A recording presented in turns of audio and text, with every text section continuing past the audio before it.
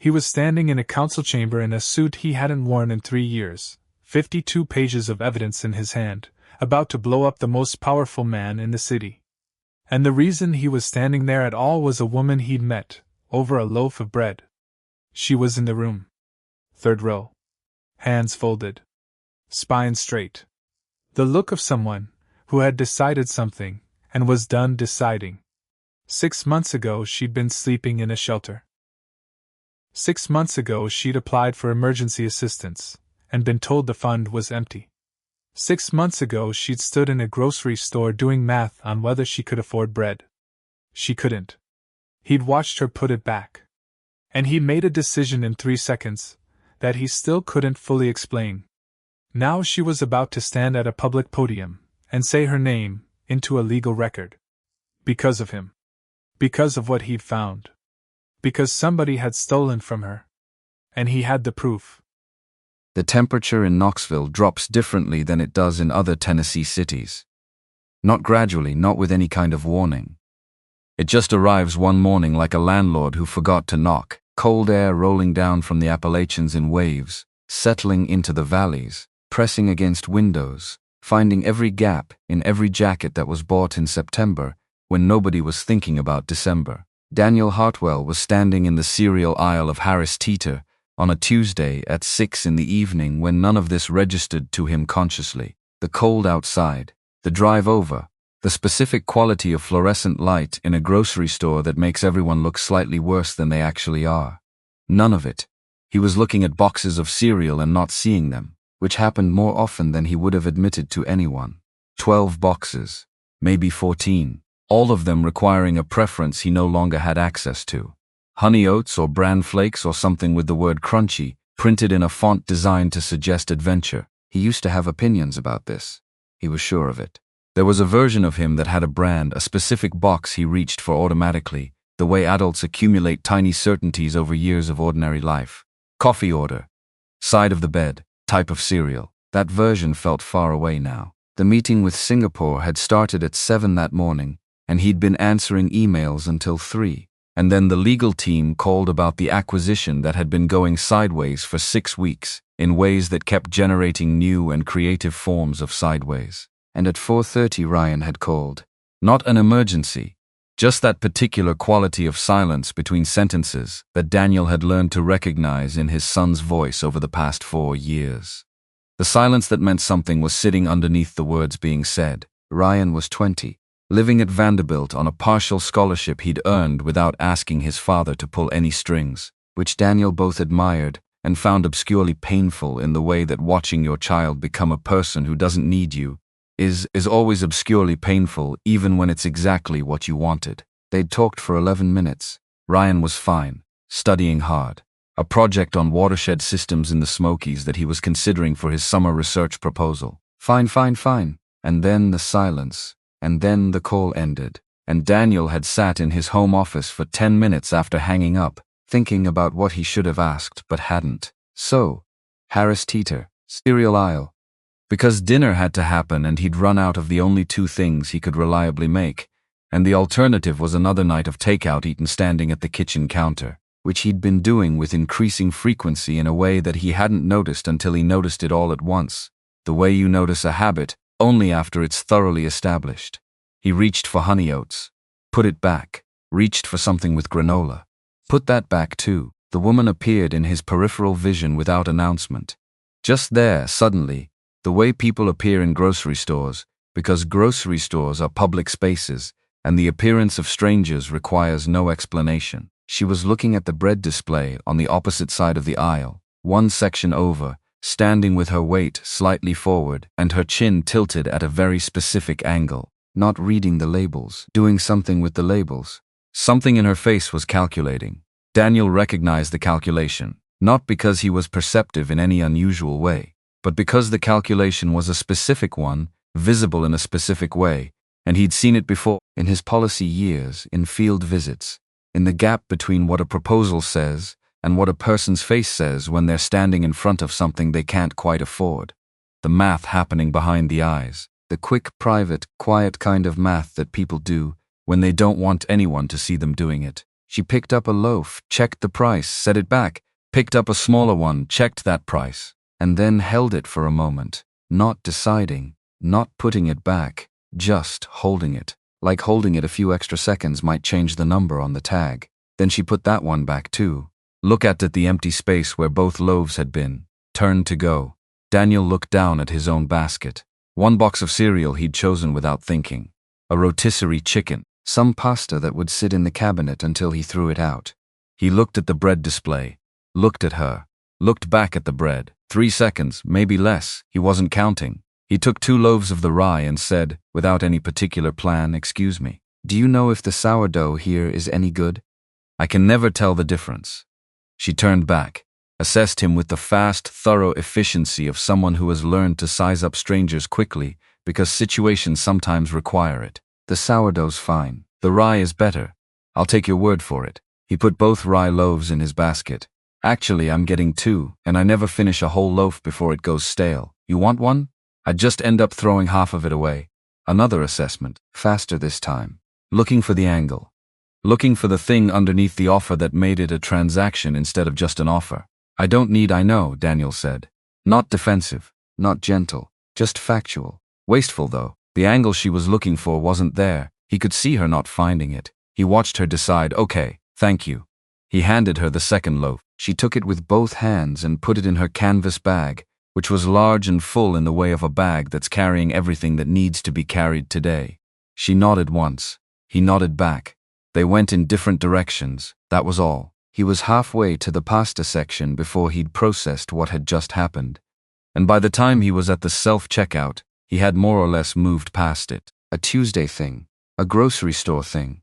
The kind of small interaction that lives and dies in the same 5 minutes. He drove home with the chicken and the pasta and the single loaf of rye he kept for himself and thought about Ryan's voice on the phone, about the 11 minutes and the specific quality of the silence, about what he should have asked. He didn't think about the woman with the canvas bag. Not that night. Daniel Hartwell had been in Knoxville for 3 years. This was the fact that still surprised him sometimes when he thought about it directly. 3 years. Longer than most of his stays anywhere during the Washington period, when his life had been organized around availability and visibility and the continuous low-grade performance of being a person who mattered in rooms where mattering was the currency. He'd left because of a Tuesday, different city, different context entirely. He'd sat in his office at 7 in the morning, looking at 14 meetings in the next 5 days, and realized he couldn't identify a single one he was genuinely interested in attending. Not one, 14 meetings. And that was, he recognized slowly, in the particular way that slow recognitions arrive, information, important information, about what he'd become versus what he'd believed himself to be. He'd spent 6 years co-architecting the Aldridge Cannon housing framework and watching it get used and modified and occasionally gutted by the specific political mechanics of implementation, and he'd given congressional testimony about it 3 times in language that was clear and honest, and that changed approximately nothing about the gutting. He'd built 2 investment firms before 40 sold both, reinvested the proceeds into a private fund he managed remotely from wherever he happened to be. He'd had a marriage for 9 years that ended not with catastrophe, but with the quieter, more permanent damage of two people realizing they had become polite strangers who shared a mortgage and a son, and not very much else. And one Tuesday morning, he'd looked at his calendar and understood that he had organized his entire life around the appearance of mattering and had lost track of whether any of it actually mattered to him. He'd driven south, stopped in Knoxville, because he'd been through once years before on a Smoky Mountains hiking trip with Ryan when Ryan was 12, and the city had stayed somewhere in his memory as a place that had the right shape without being full of people who knew his name. 3 years now. He ran the fund remotely. Early mornings, video calls, documents reviewed and annotated and sent back. The Aldridge Cannon consulting requests that occasionally still arrived, he took selectively. He walked in the evenings. He ate at Brackett's on Market Square on Tuesdays and Thursdays because Dorothy Brackett, who had owned the place since 1987 and had the energy of someone who had made peace with exactly what she was doing with her life, poured his coffee without being asked and left him alone in a way that felt like company. He had a house, not the penthouse the old version of him had favored. A 4-bedroom in North Knoxville with a porch and a yard that he was slowly improving without any particular urgency. He'd planted things this spring. Tomatoes. 2 varieties of pepper. They'd mostly died because he'd forgotten to water during a conference call stretch in August. But he'd planted them, which was something. Ryan had a room there. Ryan came when his schedule allowed, which in the past year had been 3 times. The room was clean and had Ryan's things in it. And Daniel had resisted every impulse to change anything about it, keeping it exactly as it was from the last visit, because the specific kind of hope involved in a room waiting for someone felt important to protect. The Tuesday after the supermarket, Daniel went to Brackett's at the usual time. Dorothy poured his coffee. He opened the policy journal he'd been working through for 2 months. He ate the soup, which was good, and the sandwich, which was fine, and read 40 pages without looking up. He did not think about the woman with the canvas bag. He had not thought about her since the parking lot of Harris Teeter the previous week. This was true. He was reasonably certain this was true.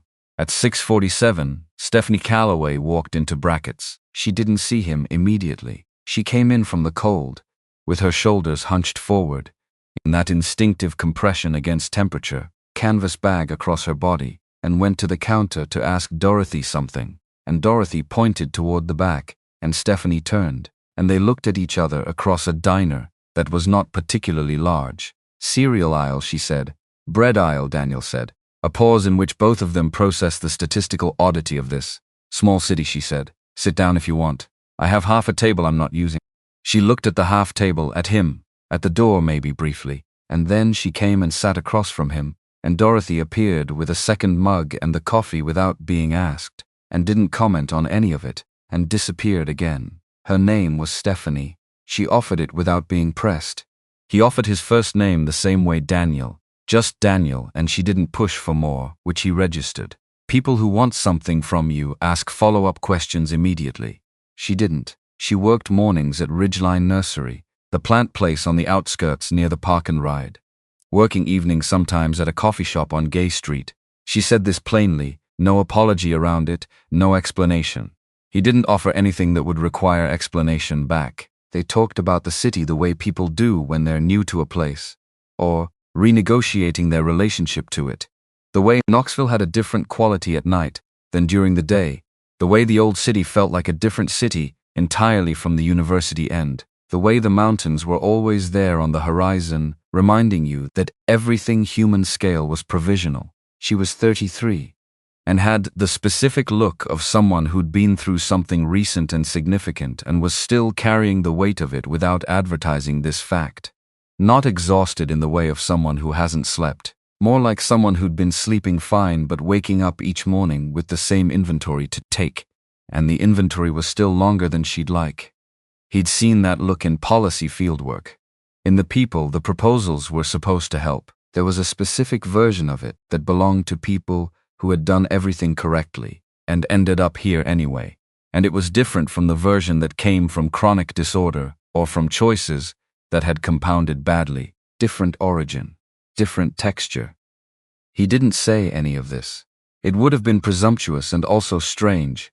He just talked about the soup he was eating and the journal he'd been reading, and the question of whether Knoxville would ever figure out its parking situation. She talked back. Not much at first. Short answers, and then slightly longer ones, the way conversation can build momentum in the right conditions, without anyone deciding to build it. When she left an hour later, she put $3 on the table for her coffee. He didn't look at the money. She noticed that he didn't. Tuesdays are decent here, he said as she was putting on her jacket. I noticed, she said. She went out into the cold. He looked at the $3 on the table for a moment, then at the door she'd just walked through, then back at his journal. Dorothy came and poured more coffee. He picked the journal back up. He read approximately 1 more page before he realized he hadn't retained anything on it. The 3rd Tuesday, she was there before him, or arrived within minutes, which had the same effect. Dorothy seated them across from each other like it was a standing arrangement, which it wasn't, except that it was becoming one in the way that recurring events become arrangements without anyone formally agreeing to them. This time, Stephanie had a notebook with her, small, spiral-bound, covered in a pattern of blue and white that had faded at the corners. She'd been writing in it when he arrived, and she closed it with the specific motion of someone protecting something they haven't decided to share yet. He didn't ask about it. She clocked that he didn't. They talked about what she was studying before. Had been studying. The phrasing was hers, that past tense construction, and it sat with a particular weight that he let alone. Urban hydrology, she said. Water systems in cities, specifically how they interact with development patterns and population density. The research she'd been doing on flood modeling in Appalachian urban environments, how the mountain topography created drainage challenges that most standard models weren't designed to account for. She said this with the animation that comes from genuine engagement, the involuntary acceleration that happens when someone is talking about something they actually care about, and then caught herself mid-sentence and flattened slightly, like a car downshifting. "Your advisor still at UT?" he asked. She looked at him, recalibrating slightly. "Carol Vance. Yes, she emailed me a couple months ago." He waited.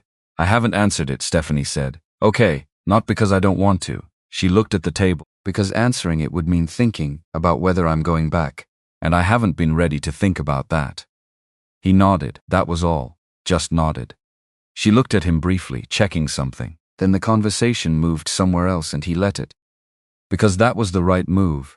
And some part of him knew it, even if he hadn't consciously decided. Walking home that night, he'd parked 3 blocks away out of old habit, the habit of needing a buffer of distance between the car and wherever he was going.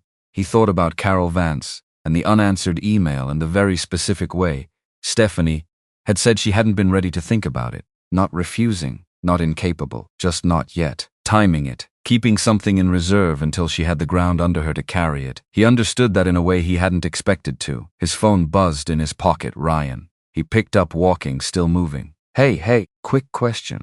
Ryan had that tone, the one that meant the question was not quick. "Are you actually happy down there?" "Like, actually." Daniel walked half a block without answering. "What makes you ask?" "Because you called me back in under 10 minutes last week." "You never do that." "I was at my desk, Dad." "You're always at your desk. That's never made you fast." A pause. "You seem different on the phone lately." "Less I don't know. Less somewhere else. I've been less distracted." "By what?" He thought about a grocery store on a Tuesday, and a conversation about water systems and a notebook closed with the motion of someone protecting something unshared. "By what I used to be distracted by," he said. "Less of that." "That's not an answer." "It's the only answer I have right now." Ryan made a sound that was somewhere between skepticism and acceptance. "Okay, just you can actually tell me things, right? I'm 20. I can handle things, I know. You never act like you know." "I'm working on it," Daniel said, which was more honest than most things he'd said to Ryan in the past year. And they both knew it, and neither of them said so, and the call ended with a kind of warmth that felt better than resolution. He stood on the sidewalk outside his house for a moment before going in. The mountains were out there in the dark somewhere, invisible but present, the way they always were, the particular way that very large permanent things are present, even when you can't see them. The 4th Tuesday, he got to Brackett's 23 minutes early. He told himself it was because he wanted to finish the journal article before the dinner crowd picked up, which was plausible. Except the journal article wasn't particularly engaging and he'd left it at home. He told himself it was because the parking was better earlier. Also plausible, the parking was better earlier. Except he'd been parking in the same spot for months, regardless of when he arrived. 3 blocks away, buffer distance, old habit. Dorothy looked at him when he came in, and then looked at the door, and then back at him, with an expression that communicated nothing and everything simultaneously, which was something she was exceptionally skilled at. "Coffee?" she asked. "Coffee," he confirmed. 1 or 2 mugs. He paused for half a second longer than he needed to. "Start with 1. Dorothy put 1 mug down, went to get the coffee, came back, poured, walked away without further commentary, which was either tact or the kind of knowing that doesn't need to announce itself. Stephanie came in at 6:32. She stopped when she saw him, and something crossed her face that was not surprise exactly, more like a recalibration of something she'd been expecting differently. She came to the table and sat down without being asked this time. Progress, he thought, which was not a word he'd intended to apply to any of this, and which applied regardless. Dorothy appeared with a second mug before Stephanie had taken off her jacket. She's efficient, Stephanie said. She reads rooms, Daniel said. Or she reads you. He didn't have a good counter to that, which was itself information. That night the conversation went to a different place than the previous ones. Not deeper exactly, more specific. She told him she'd grown up in Bristol, right on the Virginia-Tennessee line. The kind of small city that's always aware of being two things at once. That her father had worked in logistics for a trucking company for 30 years. That her mother had died when Stephanie was 17, ovarian cancer, 14 months from diagnosis to end. She said this without the particular care that people sometimes apply to that specific category of information, the extra gentleness. They wrap it in. Just said it, named it, moved past it, but not too fast. He told her he'd grown up outside Cincinnati. Father in manufacturing, retired now, living in Scottsdale with his second wife, who was pleasant and fond of cycling. Mother who read everything, and had opinions about architecture, and had spent 2 years trying to teach Daniel to identify trees by their bark, before accepting he didn't have the gift for it. He told her about Ryan without being strategic about it, just mentioned his son the way you mentioned the true geography of your life. How old, she asked. 20, Vanderbilt, environmental geography, which I take as evidence that he is making his own decisions about what matters rather than inheriting mine. That's a good sign. That's what I tell myself. You don't believe it? I believe it. I also believe it's slightly pointed. He looked at his coffee. His mother and I, we separated 4 years ago. Not a disaster. Just two people who became the wrong kind of strangers to each other. But Ryan was 16 when it happened, and 16 is a complicated age to have your household reorganized. She nodded, didn't push into it, didn't retreat from it. Let it be what it was. You have anyone? He asked, which was a question he hadn't planned and didn't entirely understand the motivation for until after he'd asked it. Not currently. A brief pause. Not for a while. The doctorate wasn't good for relationships. I had one that survived most of my master's, and then didn't survive the transition to the PhD program, which I think tells you something about what I was prioritizing. The research, she confirmed, which seemed like the right priority at the time. Still does, technically. Just doesn't feel triumphant about it right now. It was the most direct thing she'd said since the bread aisle. He registered it as such and didn't overweight it, just left space around it, the way you leave space around something that needs room to be what it is. Outside, Market Square was doing what Market Square did on Tuesday evenings, which was exist in a particular in-between state, not quiet enough to be empty, not busy enough to be loud. Knoxville in that middle register. A few people at the outdoor tables across the plaza despite the cold, because there are always people who will choose outside over inside if the temperature is technically above freezing. String lights somebody had left up since an event 2 weeks ago. The fountain not running, drained for winter. She had the notebook out again, open this time. He could see from across the table that there were numbers, and what might have been a sketch of some kind, technical looking rather than artistic. He didn't ask. She noticed he didn't ask. Only if you want to say. I don't, not tonight. She turned a page. But the fact that you're not asking is making me want to. That's very reasonable of you. She looked at him. Something shifted in the expression briefly and then settled. It's flux calculations, for drainage modeling. I've been working through some of the methodology I had to set aside. A pause, just to keep my hand in, not because I've decided anything. Okay, he said. That's all you're going to say? What would you like me to say? I don't know. Most people would say good for you, or you should go back, or that's great that you're keeping at it. Most people are filling silence, Daniel said. The methodology is either worth keeping at, or it's not. I don't have enough information to weigh in on that. She looked at him for a moment. You're an unusual person. I've been told. I haven't decided if it's a compliment yet. Fair, he said. She laughed. Not a big laugh, not a performed one, just a small escape of actual amusement. It changed the geometry of her face in a way that was interesting. He noticed it and didn't say so, and looked back at his coffee, and the conversation continued, moving through other things, and an hour passed without either of them tracking it.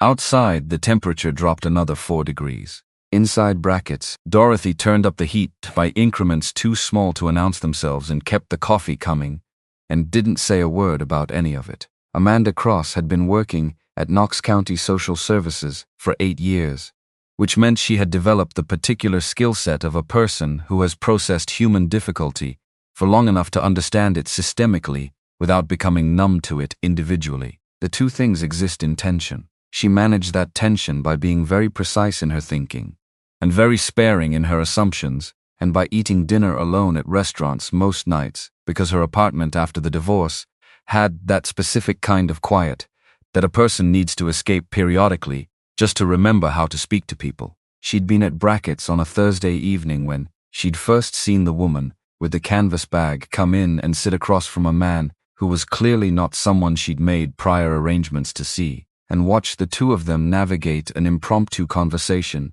with the kind of care that people apply to situations they're not sure about. Amanda had watched because watching was professional habit, and because the woman had a quality she recognized from work, not crisis level, not tipping, but on a ledge in a way that registered. She'd gone back to her dinner and her book, and filed it away in the category of things noticed and not acted on, which was a category that got crowded in her line of work. 3 weeks later, a woman had arrived at the county services office at 7:50 in the morning, before the doors opened officially, and sat in the hallway on the bench outside. Amanda had arrived at 7:45, because she always did, and found her there, canvas bag on her lap, coat that was technically adequate and practically cold. The look of someone who had done the math on waiting versus arriving and decided that early was better than uncertain. Amanda had opened the door at 7:55. "You don't have an appointment." "I know. I can wait until you officially open. You're already here. Come in." That was how she'd met Stephanie Calloway. Directly, through intake, through the process of forms and questions, and the particular intimacy of telling a stranger the sequence of events that had brought you to a government office at 7:50 in the morning. The story was specific and coherent, which mattered more than people understood. Crisis presents in many ways, the ones that come with specificity and coherence, and no particular performance of distress, were the ones Amanda had learned to take seriously. She processed the housing assistance application, added Stephanie to the transitional list, made a note about the doctorate program, about the research, about the advisor still at UT. These things didn't technically affect the housing determination. She noted them anyway. She'd been doing this long enough to know that the shape of what someone had been was relevant context for the shape of what they might become, and that context was worth tracking. 2 weeks after that intake, Amanda was at Brackett's on a Thursday, her usual table, her usual book, when she looked up and saw the man from the previous sighting at a corner table, with the woman she now knew as Stephanie Calloway. They were talking with the ease of something that had already been established, not a first conversation. The man had a journal on the table he wasn't looking at. She was writing something in a notebook. Amanda looked at the man for a moment longer than she'd looked at him before. There was something about him that kept not quite fitting the category she kept trying to put him in. Too settled to be a tourist. Too quiet to be someone who regularly cultivated being seen. The specific ease of someone who'd spent long enough controlling rooms that they'd learned to sit in rooms without doing anything at all, which was its own kind of authority, and a rarer one. She pulled out her phone, opened a browser, typed Policy Advisor, Knoxville, Tennessee Private Equity. Got nothing specific. Tried Daniel Knoxville Investment Policy. Nothing useful. Too common a name, wrong combination of terms. She put her phone away, went back to her book. Noted that the man was still not using his last name with Stephanie, which she knew because she'd asked Stephanie after the first Tuesday if she'd seen the man from the diner again, and Stephanie had said yes, and when Amanda had asked who he was, Stephanie had said just a person, Daniel. She didn't have the last name. She added this to the file she was building in her head, which was a thing she did with people who didn't quite add up, not suspicion, more like an incomplete equation. She was patient with incomplete equations. They resolved eventually, one way or another. The studio apartment on Oglewood Avenue came through in the 3rd week of November. 2nd floor, single room plus bathroom. The kind of building that had been built in the 1970s with the architectural ambition of a box, and had maintained those ambition consistently. But it had heat that worked, and walls that went all the way to the ceiling, and a lock on the door, which were the things that mattered. Stephanie took it with a specific gratitude of someone who has spent long enough without permanent shelter to know that gratitude is the correct and appropriate response to walls that go all the way to the ceiling. The neighbor 3 doors down played guitar at odd hours, not badly, just not quietly. She could hear it through the wall at 9 and 10 at night, which was not ideal. She noted this and did not complain to the building manager, because complaining to the building manager about a noise issue while you are living month to month without a formal lease, in a building whose manager is doing you a quiet favor by filling a vacancy outside the normal process, is not the kind of complaining that produces results. It produces a different outcome. She did the math on this immediately and without bitterness. It was just math. She picked up a second shift at the coffee shop on Gay Street, Tuesday mornings and Thursday afternoons and weekend coverage when someone called out. The tips at the coffee shop were better than the nursery work, which paid more per hour but was seasonal in December, in a way that was starting to show up in the schedule. She kept the notebook with her everywhere and wrote in it on breaks and on the bus, working through the calculations she'd abandoned 2 years ago, not because she'd made a decision, but because the calculations were hers, and stopping them permanently felt like surrendering something she wasn't ready to surrender. The Tuesday dinners at Brackett's continued. Neither of them had named them as a regular thing, but they were a regular thing in the way that recurring events become regardless of naming. She sometimes thought about the version of her from 2 years ago, the one who had been 6 months from finishing the dissertation, and had a clear sense of her next 3 years, and tried to figure out whether that person would recognize the current arrangement as progress or loss. She hadn't figured it out. It was both, probably. It was the kind of thing that was both. What she knew was this. On Tuesday evenings, she sat across from a man who didn't need her to explain herself, and didn't fill silences with optimism, and didn't ask follow-up questions about the bad years, in the way that people sometimes asked follow-up questions about the bad years, which was in a way that was actually a request for reassurance that things were fine now. Things were not fully fine.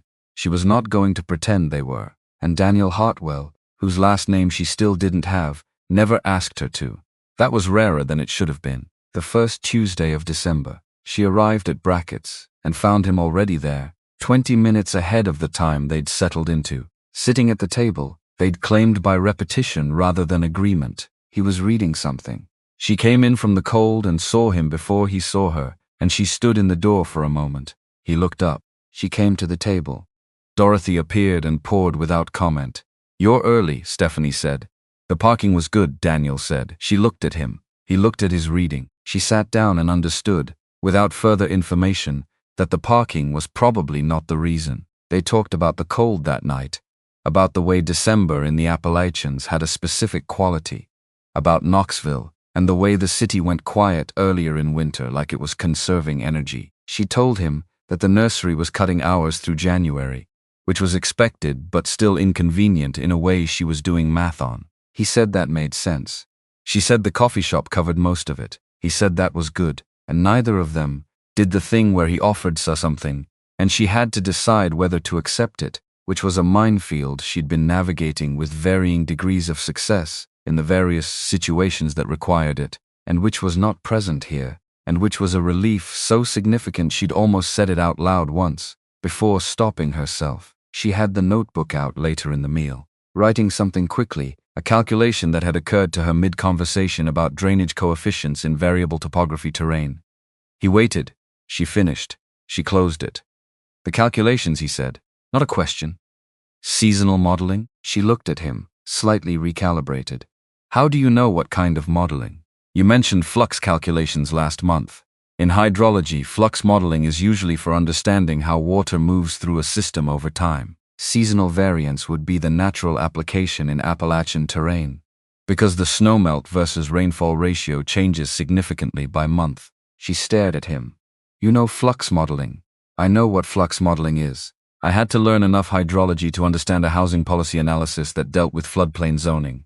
Retained more than I expected." "You read hydrology papers for housing policy." "Housing policy in floodplain zones requires understanding floodplain mechanics."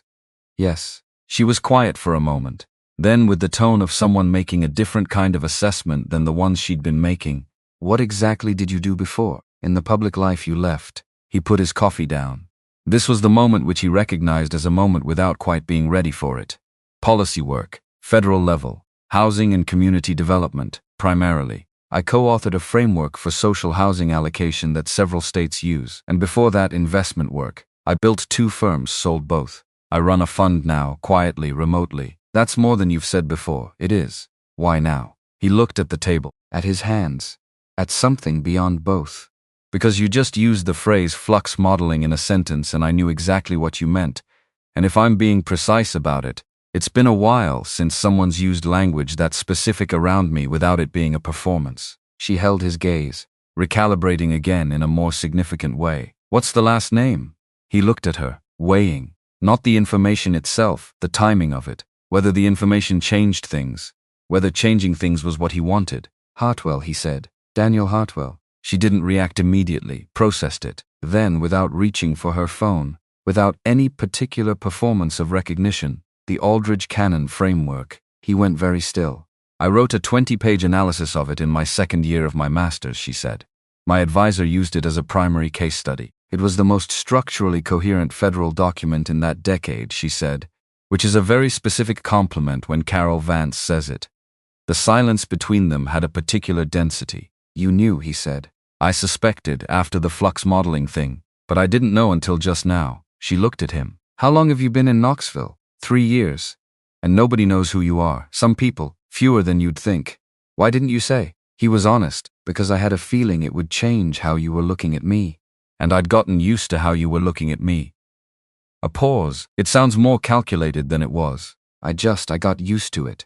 She was quiet for a long time, not angry, not cold, processing in the specific way she processed things, which was thoroughly and without shortcuts. Outside, Knoxville was doing what it did in early December, which was exist in the particular stillness of a city that had accepted the winter. Okay, she said finally. He looked at her. I need to think about what that changes, she said. Some of it, not all of it. She picked up her notebook, put it in the bag, picked up her coffee, looked at him directly. But he nodded. They stayed for another 40 minutes and talked about other things, neither of them returning to the disclosure or requiring it to be processed in public. And when she left, she said good night the way she'd been saying it for weeks, which was in a way that assumed they'd see each other again. He sat at the table after she'd gone. Dorothy refilled his coffee without comment. He thought about the Aldridge Cannon analysis, sitting in a graduate student's second-year coursework. About Carol Vance assigning it. About the particular unlikeliness of all of it. The way the threads in a person's life will connect at unexpected angles if you live long enough and pay enough attention. He thought about the canvas bag and the bread aisle and the 3 seconds in which he'd made a decision he hadn't planned to make. He thought about okay and the specific weight she'd given it. He drove home in the Knoxville December, the mountains invisible in the dark but present, and sat in his driveway for a few minutes after he turned off the engine, just sitting, which he was starting to find he was doing more of. Just sitting with things. Not resolving them, not filing them, just letting them be there. His phone showed a text from George Whitfield in Nashville, sent 4 hours ago. Call me when you have a minute. Found something in the Stanton development records. You're going to want to see this. He read it twice.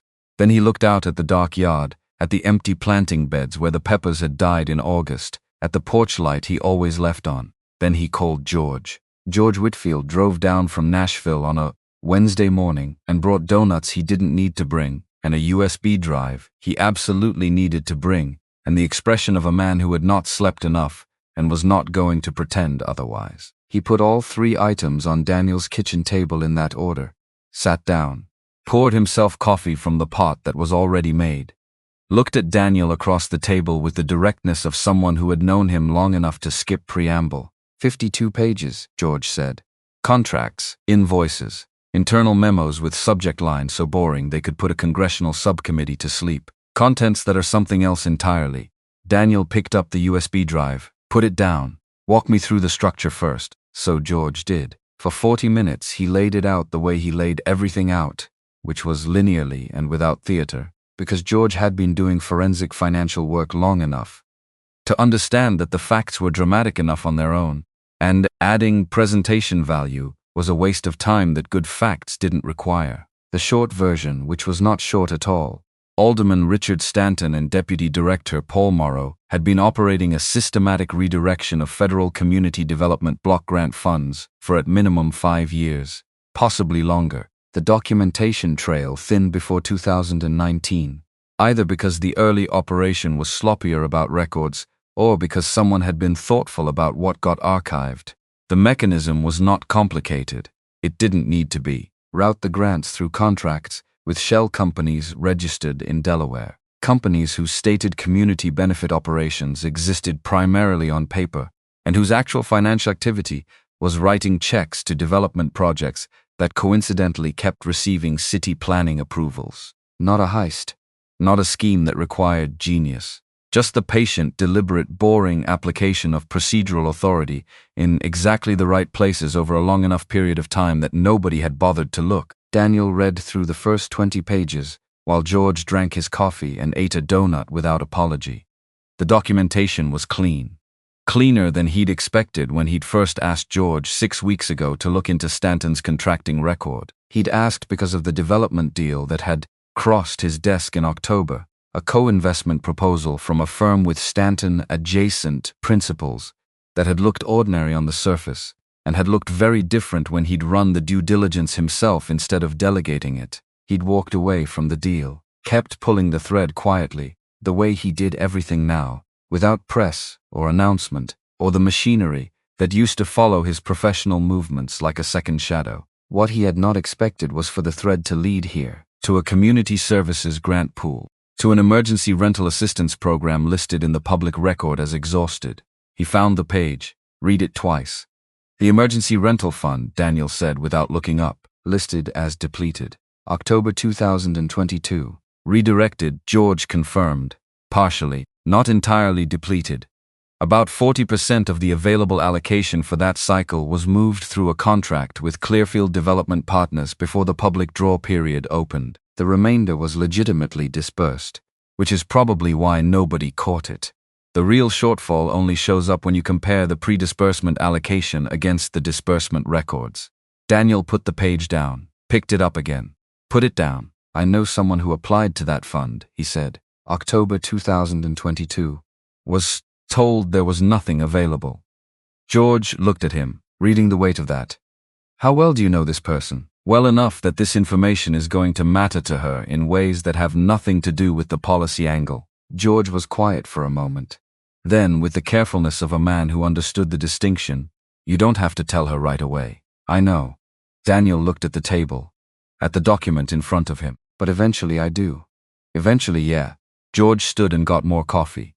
The Harbor Point situation is what's urgent, the grant review. Daniel looked up. There's an internal memo from Morrow's office.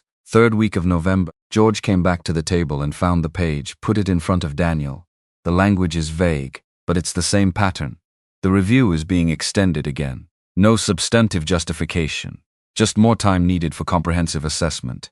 Daniel read the memo. Read it again. The phrasing was so bland it was almost impressive. The kind of blandness that required effort to achieve. They're running out the clock. Far as I can tell, yes. The CDBG funding cycle closes in 10 weeks. Maybe 9 now, depending on how they count. 10 weeks. Daniel did the math without needing paper. Who's handling the grant review process? Formerly the Community Development Office, which runs through Morrow, and the public hearing component, scheduled 6 weeks out. Morrow chairs it. George sat back down, ate the rest of his donut. But it's open to public testimony, and the chair doesn't control who testifies. Daniel absorbed this, turned the document over, looked at the wall past George's shoulder, at nothing specific, at the particular middle distance where problems get worked on. Who else knows about what you found? Nobody, just you. Keep it that way for now. He looked at George. Can you be available for follow-up questions over the next 2 weeks? I need to know how airtight the financial chain is before I decide how to move. I'm not going anywhere. George looked at him with the expression he used when he was about to say something Daniel wasn't going to enjoy. You understand what happens if you take this public? Yes, you've been invisible for 3 years. Successfully invisible. You go on record with, I know what happens. You sure? Because there's a version of this where you hand everything to someone else. Let them take the public position. You're in the background. Daniel thought about that, for the 2 or 3 seconds it required. Who in the background would have the same credibility with the documentation? You need someone who can explain the financial structure in terms a council chamber can follow and still be taken seriously as a source. That's not a background role. George studied him. Something changed with you. Daniel didn't answer immediately. Something changed, George said again. Not a question this time. I'll call you when I've reviewed everything. Daniel stood, picked up the USB drive. Thank you for the donuts. George left an hour later, after they'd gone through the most critical pages in detail, and Daniel had written 3 pages of follow-up questions in the small notebook he used for things that needed to stay off the computer temporarily. He stood at the kitchen window after the door closed and looked at the backyard, the empty planting beds, the fence that needed repainting. Thought about 10 weeks. Thought about a woman who'd applied to a fund in October 2022 and been told there was nothing there. He did not call Amanda Cross yet. He didn't have enough, except he had enough to know that what he had was going to require him to do things he'd specifically arranged his life to avoid. And he was going to have to figure out how he felt about that before he did them, which was a luxury he had approximately 10 weeks to work through. He went to his desk and opened his laptop and started reading.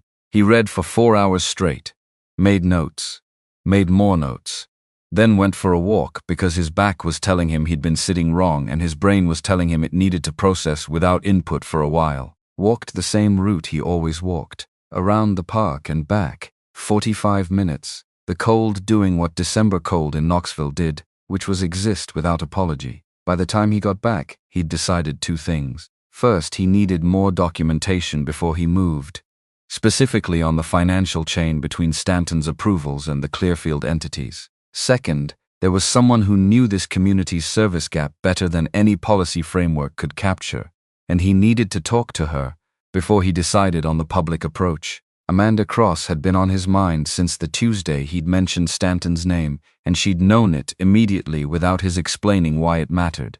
He texted her, "When's a good time to meet? Not urgent, but soon." She replied in 7 minutes, tomorrow morning. 8 brackets. He was there at 7:50. Because apparently punctuality was becoming his primary coping mechanism, and he was not going to examine that right now. Amanda arrived at 8 exactly, not early, exactly on time, which was itself a statement about how she operated. She sat across from him, accepted coffee from Dorothy, declined the menu, and looked at him with the expression of someone who had been waiting for this conversation longer than the text message implied. "You want to tell me how long you've known about Stanton," she said, before he'd organized an opening. He paused. "How do you know it's about Stanton?" "Because you asked me about him last month and then went very quiet. And people go very quiet for one of 2 reasons. Either they found nothing or they found too much." She looked at him steadily. "You don't look like someone who found nothing," he told her. "Not everything, not yet, but the shape of it, the grant redirection, the shell companies, the specific mechanism by which the Harbor Point review was being extended without substantive justification." He told her about the 10 weeks. He watched her face while he talked, which was something he'd learned to do in the policy years and had not lost the ability to do, and what he saw was not surprise. It was confirmation, the expression of someone who had suspected a geometry and was now being shown the proof. "The block grant diversion," Amanda said when he stopped. "The money that was supposed to fund the intake coordinator position, the one that was cut. Budget constraints. That was the explanation we were given." "It wasn't budget constraints." She was quiet, doing the math he knew she was doing, because she did this work, and the math was not abstract. It was people. It was the specific names in her caseload of the people who had fallen through the gap that the coordinator position was supposed to fill. "How solid is the documentation?" she asked. "Solid enough that I'm having my attorney review it this week, but the financial chain is clear. George's analysis is thorough. Who else knows?" "You, George, that's it. 52 pages. "Yes." She looked at the table, at her coffee. "You've had this for how long?" "The full picture, 2 days, pieces of it for 6 weeks. He watched her process the 6 weeks, watched something move through her expression that wasn't quite anger, but was adjacent to it. The specific feeling of being in a situation where someone else has been holding information that your work needed. He understood the feeling from the other side. He'd been on both sides. "I was building the complete chain," he said. "Partial information in this kind of situation is a liability. If you go public with incomplete documentation, the administrative process absorbs it and spits it back out. You need the full picture before you move." She looked at him for a long moment, deciding whether to accept this. "The public hearing. 6 weeks, yes. Morrow chairs it, yes." Which creates an interesting problem and an interesting opportunity simultaneously. He kept his voice level. "If the documentation gets submitted to the hearing record in a public session, with press present, with community members present, it becomes part of a legal record that the standard administrative channels can't quietly bury. The chair doesn't get to decide what goes into a public record. Amanda understood immediately. She'd been in enough of these rooms to know the mechanics. You want to present it at the hearing. I want to present it. I want you to present the Harbor Point framework, and I want people who've been directly affected by the service gap to testify if they're willing. He paused. You know who those people are better than anyone. She looked at him with an expression that was recalibrating again, making some adjustment in her understanding of what she was looking at. If you go on record with this, she said, your name is attached to it, permanently. You've been very deliberately not having your name attached to anything in this city. I know. That's going to change everything about how you live here. Probably. He looked at his coffee. It might change some things that needed to change anyway. She studied him for another moment. Then she said, with the practicality of someone moving past the emotion to the logistics, what do you need from me? That was the moment he understood they were actually going to do this. They worked for 2 hours at that table, and Dorothy kept the coffee coming. And by the time Amanda left, she had 7 pages of structural notes typed into her phone, and he had a list of follow-up documentation to request from George, and a clearer sense of what the presentation needed to accomplish and in what order. It was not a clean collaboration. Their instincts ran differently. She pulled toward the human stories, and he pulled toward the financial architecture. And twice they reached points of genuine disagreement about emphasis that they resolved by splitting the difference, and both being slightly dissatisfied, which in his experience, usually the result, was approximately right. Amanda paused at the door, scarf already on, coat already buttoned, morning light coming in cold and flat from Market Square behind her. You haven't told Stephanie any of this? No. The grant pool connection, the rental assistance fund. No. When are you going to? He looked at the table where the documents were spread out in neat sections the way he'd organized them for the meeting. When I have the full picture ready, and when I can give it to her in the right context. Amanda looked at him for a long moment with the expression she used when she thought something was true and also not entirely adequate. She didn't say what she was thinking. She went out into the cold. He sat with the documents for another 20 minutes. Then he packed them up and drove home and called his attorney. The call lasted 90 minutes. His attorney, who had known him long enough to know when he was doing something that could not be talked out of, and when he was doing something that required all available legal clarity, did not try to talk him out of anything. She asked specific questions about the documentation chain, about the sourcing, about what George's professional standing was in relation to the analysis. At the end, she said, the financial documentation is airtight. The email chain needs interpretation, but it's supportive. You're exposed on the public presentation if anyone wants to argue motive, but the factual record is clean. He thanked her and hung up and made dinner for the first time in a week. Actual dinner, pasta and sauce and salad, and ate at the kitchen table instead of standing at the counter, which he registered as a different kind of change without examining why. The 2 weeks between that morning and the Tuesday, he told Stephanie everything had a specific texture. Not comfortable. Productive and uncomfortable in the way that things with real stakes are uncomfortable. He worked on the documentation every morning for 2 hours before his regular fund work, building the presentation structure the way he used to build congressional testimonies, not from notes, from understanding, from the ability to explain the chain in plain language without losing the thread. You had to be able to explain it without the documents in front of you. The documents were for the record. The explanation was for the room. Ryan called on a Sunday, and the conversation lasted 23 minutes, which was longer than usual, and they talked about the Smokies research proposal, and about a Professor Ryan was finding genuinely interesting, and about a girl in his cohort who was, Ryan said with practiced casualness, pretty smart, actually. Daniel listened and asked one follow-up question about each topic and did not offer opinions that hadn't been requested. At the end, Ryan said, "You sound good, Dad." Like, actually. Good is happening, Daniel confirmed. That's the least revealing true thing you've ever said. I'm working up to more. I'll hold you to that. A pause. Also, the Smokies research has an overlap with some watershed modeling methodology that apparently someone at UT published about 8 years ago. My professor assigned it. It's really good. Daniel thought about a spiral-bound notebook covered in faded blue and white. about flux calculations written on breaks between shifts. What's the author's name, Vance?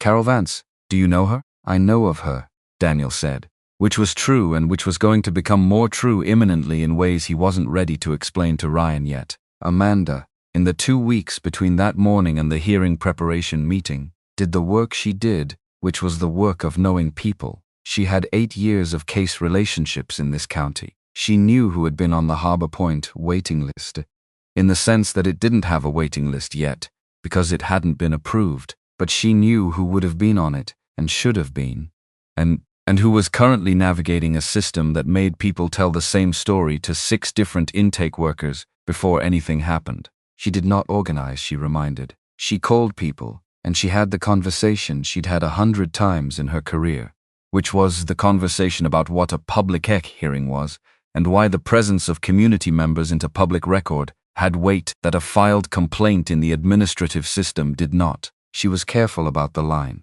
between mobilizing and performing, between genuine testimony and choreographed emotion. She'd seen both kinds in council chambers, and she knew the difference, and she knew which one worked with this particular council, and which one gave Stanton and his allies a way to dismiss the whole thing as political theater. She also, in those 2 weeks, discovered something she hadn't been looking for. She was reading a county education report at 11:30 at night, which was the kind of thing she did because sometimes useful information lived in footnotes of documents that existed primarily to satisfy a reporting requirement. In a footnote about private supplemental funding for graduate education programs, she found the name Hartwell Community Education Fund, which had provided scholarship support for returning graduate students in 4 disciplines over 4 years. 7 students total, one of them in the University of Tennessee College of Engineering, Department of Civil and Environmental Engineering, currently on approved leave of absence. She sat very still for a moment. The fund's structure, according to the footnote and the supplemental public disclosure document she pulled up immediately afterward, was designed with an anonymized selection process. Donors did not choose recipients. An independent committee made selections based on academic merit and demonstrated need, which meant Daniel could have structured this specifically so he wasn't choosing who received funding, which meant there was a version of this where he genuinely didn't know. She called him the next morning, 8 o'clock exactly, because she was a person who believed in appropriate timing. Your foundation has a returning graduate scholarship program.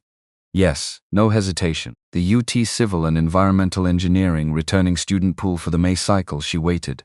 Stephanie Calloway's advisor submitted a letter of support last week. Dr. Vance, silence on the line. Then I know, you knew she was in the pool. I found out 2 weeks ago. My program director flags potential conflicts when a nominee has any connection to someone I know personally. A pause. I recused myself from the selection committee the same day. Amanda processed this, so you're not deciding. I'm explicitly not deciding. The committee makes the selection independently. My removing myself was also to protect her if the foundation funds her, and it later comes out that I had any role in that decision. It compromises both the scholarship and her credibility as a researcher. His voice was even, careful in the way of someone who'd thought this through completely and multiple times. She doesn't know about the scholarship program. Are you going to tell her? Yes. A beat.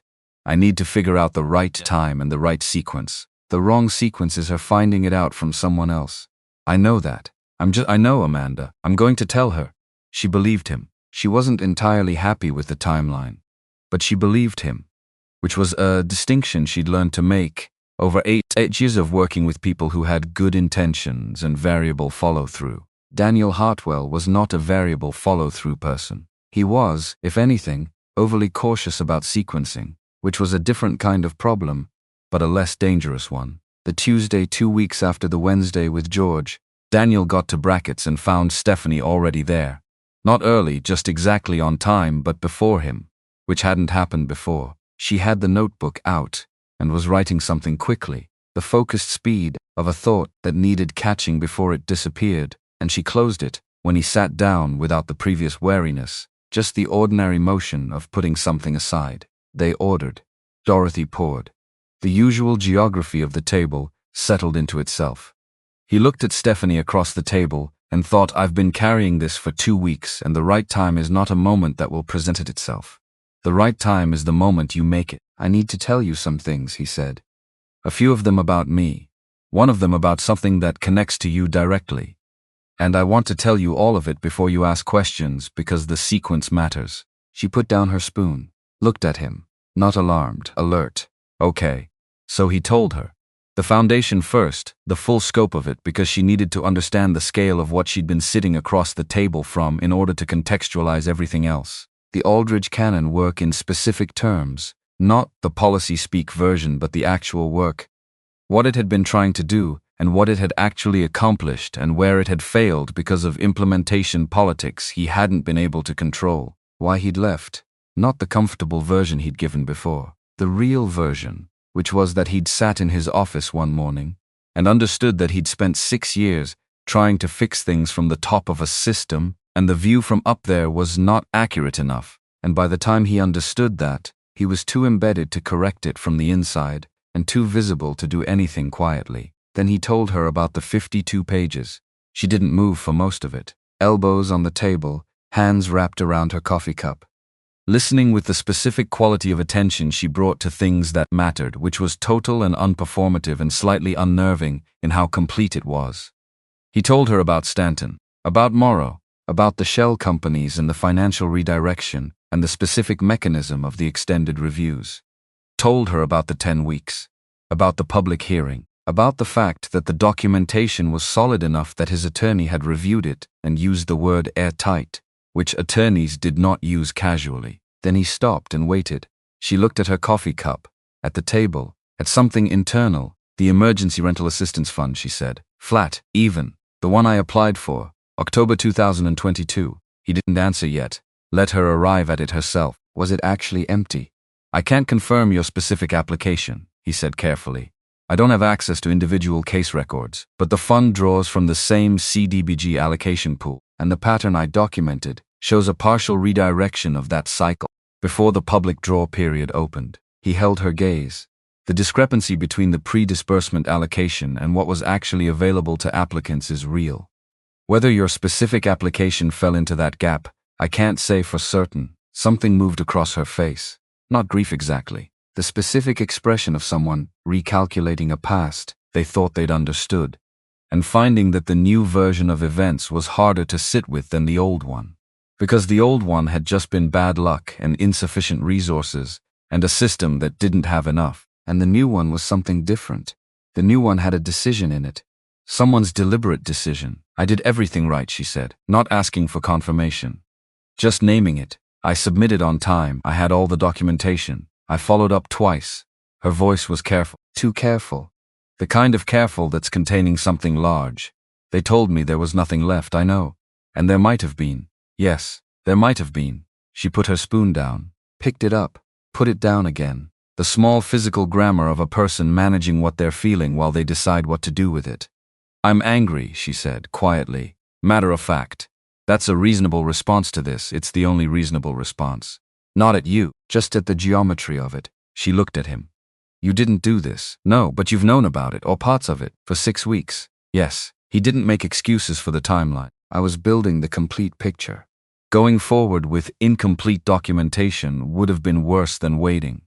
She considered this with the same thoroughness she brought to everything, not granting it immediately, actually considering it, which was one of the things about her that he'd stopped being surprised by and started simply depending on. She didn't perform acceptance. She either gave it after consideration or she didn't. Okay, she said finally. I understand the reasoning. A pause.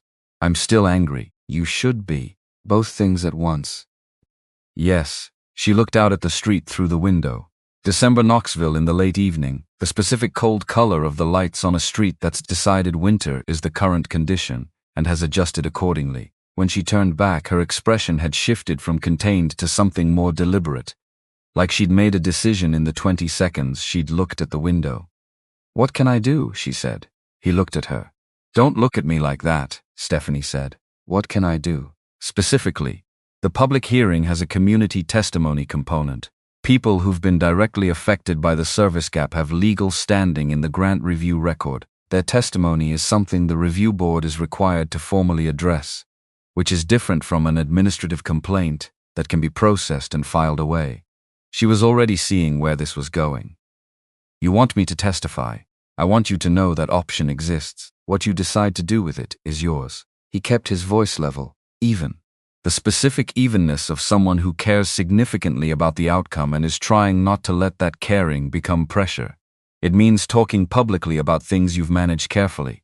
The gap in your record, the housing situation, the application that was denied. That information would be in a public record attached to your name. She looked at him for a long moment, not frightened, not deflecting, working through it the way she worked through things, which was completely, how much weight does it actually carry, she said. You said the documentation is airtight. Does the testimony change the math? In a procedurally challenged grant review, first-hand testimony from directly affected community members creates a record that the review board has to engage with directly. It doesn't guarantee the outcome, but it makes the record significantly harder to manage quietly. The documentation is the financial story. The testimony is why the financial story matters in human terms. You need both. She was quiet again, long enough that Dorothy refilled both their coffees and left without comment. Let me think about it, Stephanie said. Take the time, you keep saying that. Because I keep meaning it. She looked at him, the full attention look that she gave to things she was taking seriously, which had stopped feeling like an assessment sometime around the third Tuesday and started feeling like a specific kind of presence. Did you mean it in December too, when I needed time to think about who you were? Yes. I noticed that. A pause, that you didn't push. I didn't have the right to push. You did the same thing in the supermarket. You gave me a choice that didn't feel like an obligation. She turned her coffee cup in her hands. Most people who want something from you don't leave that much room. He thought about 3 seconds in a grocery store aisle, about a loaf of bread, about the specific nature of the decision that takes 3 seconds and has no obvious significance until later. When you're looking back at it from a place you couldn't have anticipated. I wasn't trying to be strategic about it. I know, that's the point. She stood, put on her coat, picked up the canvas bag. I'll think about it. The testimony. She looked at him. Give me until Thursday. She left. He stayed for another 10 minutes, looking at the empty table across from him. Dorothy came and cleared the second mug and didn't say anything, which was its own kind of comment on the situation. He drove home in the dark and sat at his desk and wrote up the complete documentation summary in the cleanest language he could manage. Not for the hearing presentation. Just for himself. The habit of writing things down to understand them, which had never fully left him from the policy years.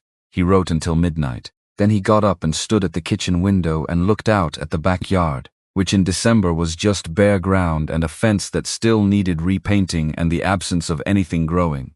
His phone buzzed at 12:13. A text from Stephanie, I'll testify. Don't make it weird. He stared at that for a long time. The simplicity of it. The trust inside the simplicity. Don't make it weird, which was her specific way of saying, I've made this decision and I'm giving it to you cleanly and I need you to receive it the same way.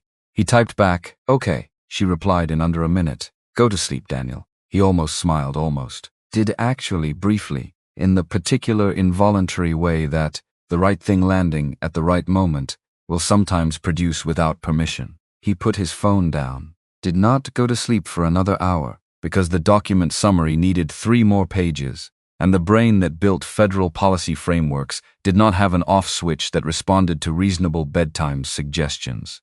But he sat with the 12:13 text for a while first, just sat with it.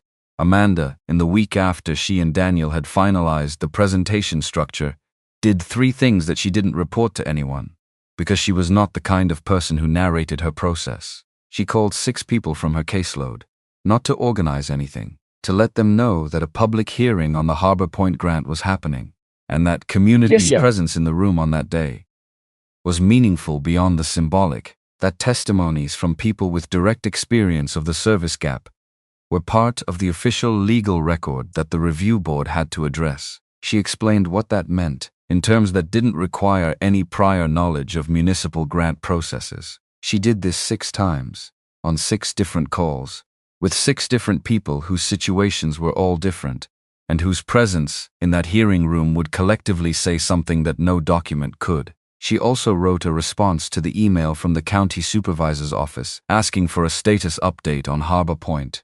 That was the most precisely worded email she'd composed in 8 years of precisely worded emails. technically accurate, revealing nothing about what was coming. She had become, in the course of this, very precise about what she said to whom and when, and she called her sister in Atlanta one evening, not about any of this, just because she needed to talk to someone who knew her whole name, and they talked for 40 minutes about their mother's health and Thanksgiving plans, and whether the sister's older kid was going to survive his freshman year of college. And at the end, her sister said, "You sound more like yourself than you have in a while." And Amanda said, "Something's happening that I think is going to matter." And her sister said, "Good or bad?" And Amanda said, "Good, I think, mostly," which was the most she said about it to anyone outside the work. She had a life that existed outside this. She'd been reminding herself of that more deliberately since the divorce, the way you remind yourself of a fact that's true, but requires active maintenance to remain true. Dinner alone at restaurants was not her preference. It was a habit she'd let settle while she figured out what the next chapter looked like. She was still figuring that out. She'd also stopped pretending that she wasn't still figuring it out, which felt like progress of some kind. Ryan Hartwell drove down from Nashville the first weekend of January. He texted his father from the road, "Surprise, don't clean anything."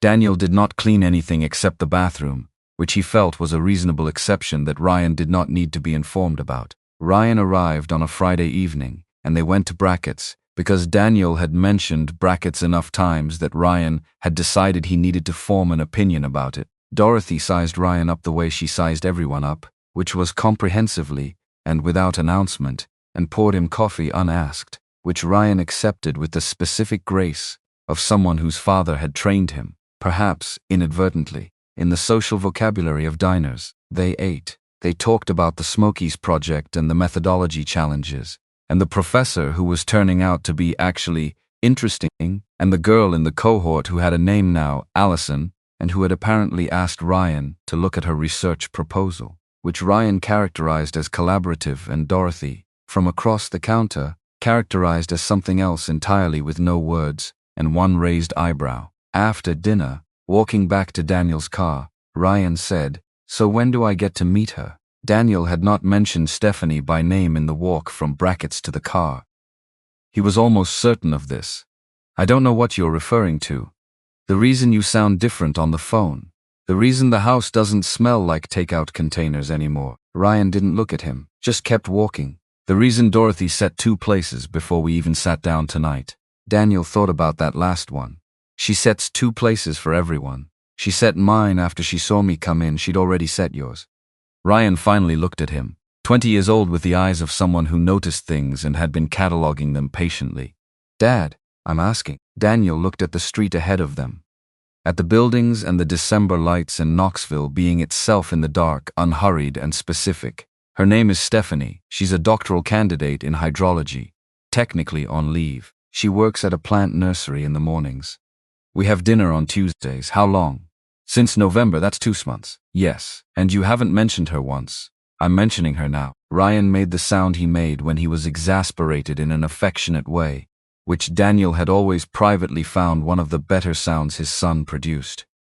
"Can I meet her this weekend? I don't know if that's... I'm not going to embarrass you. I'm 20, not 12. Daniel thought about a Tuesday evening, about a text received at 12:13, about the specific weight of something that was real and still being determined and did not yet have a shape that he could hand to someone else for examination without the risk of the examination changing the thing. He thought about all of this. "Saturday dinner," he said. "Brackets. Be normal." "I am normal," Ryan said with the tone of someone who understood that normal was a negotiated concept. Saturday was brackets, all 3 of them.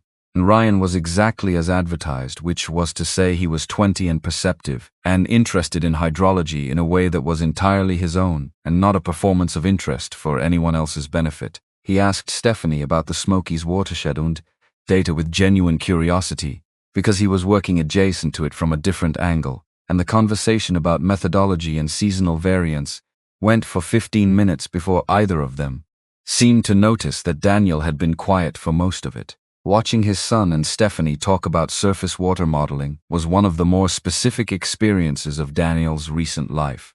Not because he'd engineered it, because it was happening without him, and it was fine and better than fine, and the 2 of them had found their own footing, without needing him to build the bridge, which was either evidence that he'd raised Ryan correctly, or evidence that Stephanie could find common ground with almost anyone who came at a topic honestly, or possibly both things equally. Ryan left on Sunday morning, hugged his father at the door, which Ryan did not always do and which Daniel registered without commenting on. In the car, Ryan rolled down the window and said, "She's the real thing, just that," then drove away. Daniel stood on the porch in the January cold, stayed there for a minute after the car turned the corner. Inside, he went to his desk. 16 days until the hearing. The documents were organized in 4 separate folders, physical and digital, the financial chain summarized in language calibrated for a council chamber, with 3 members who understood, and 3 who were going to need the explanation pitched lower, and 1 who was going to understand,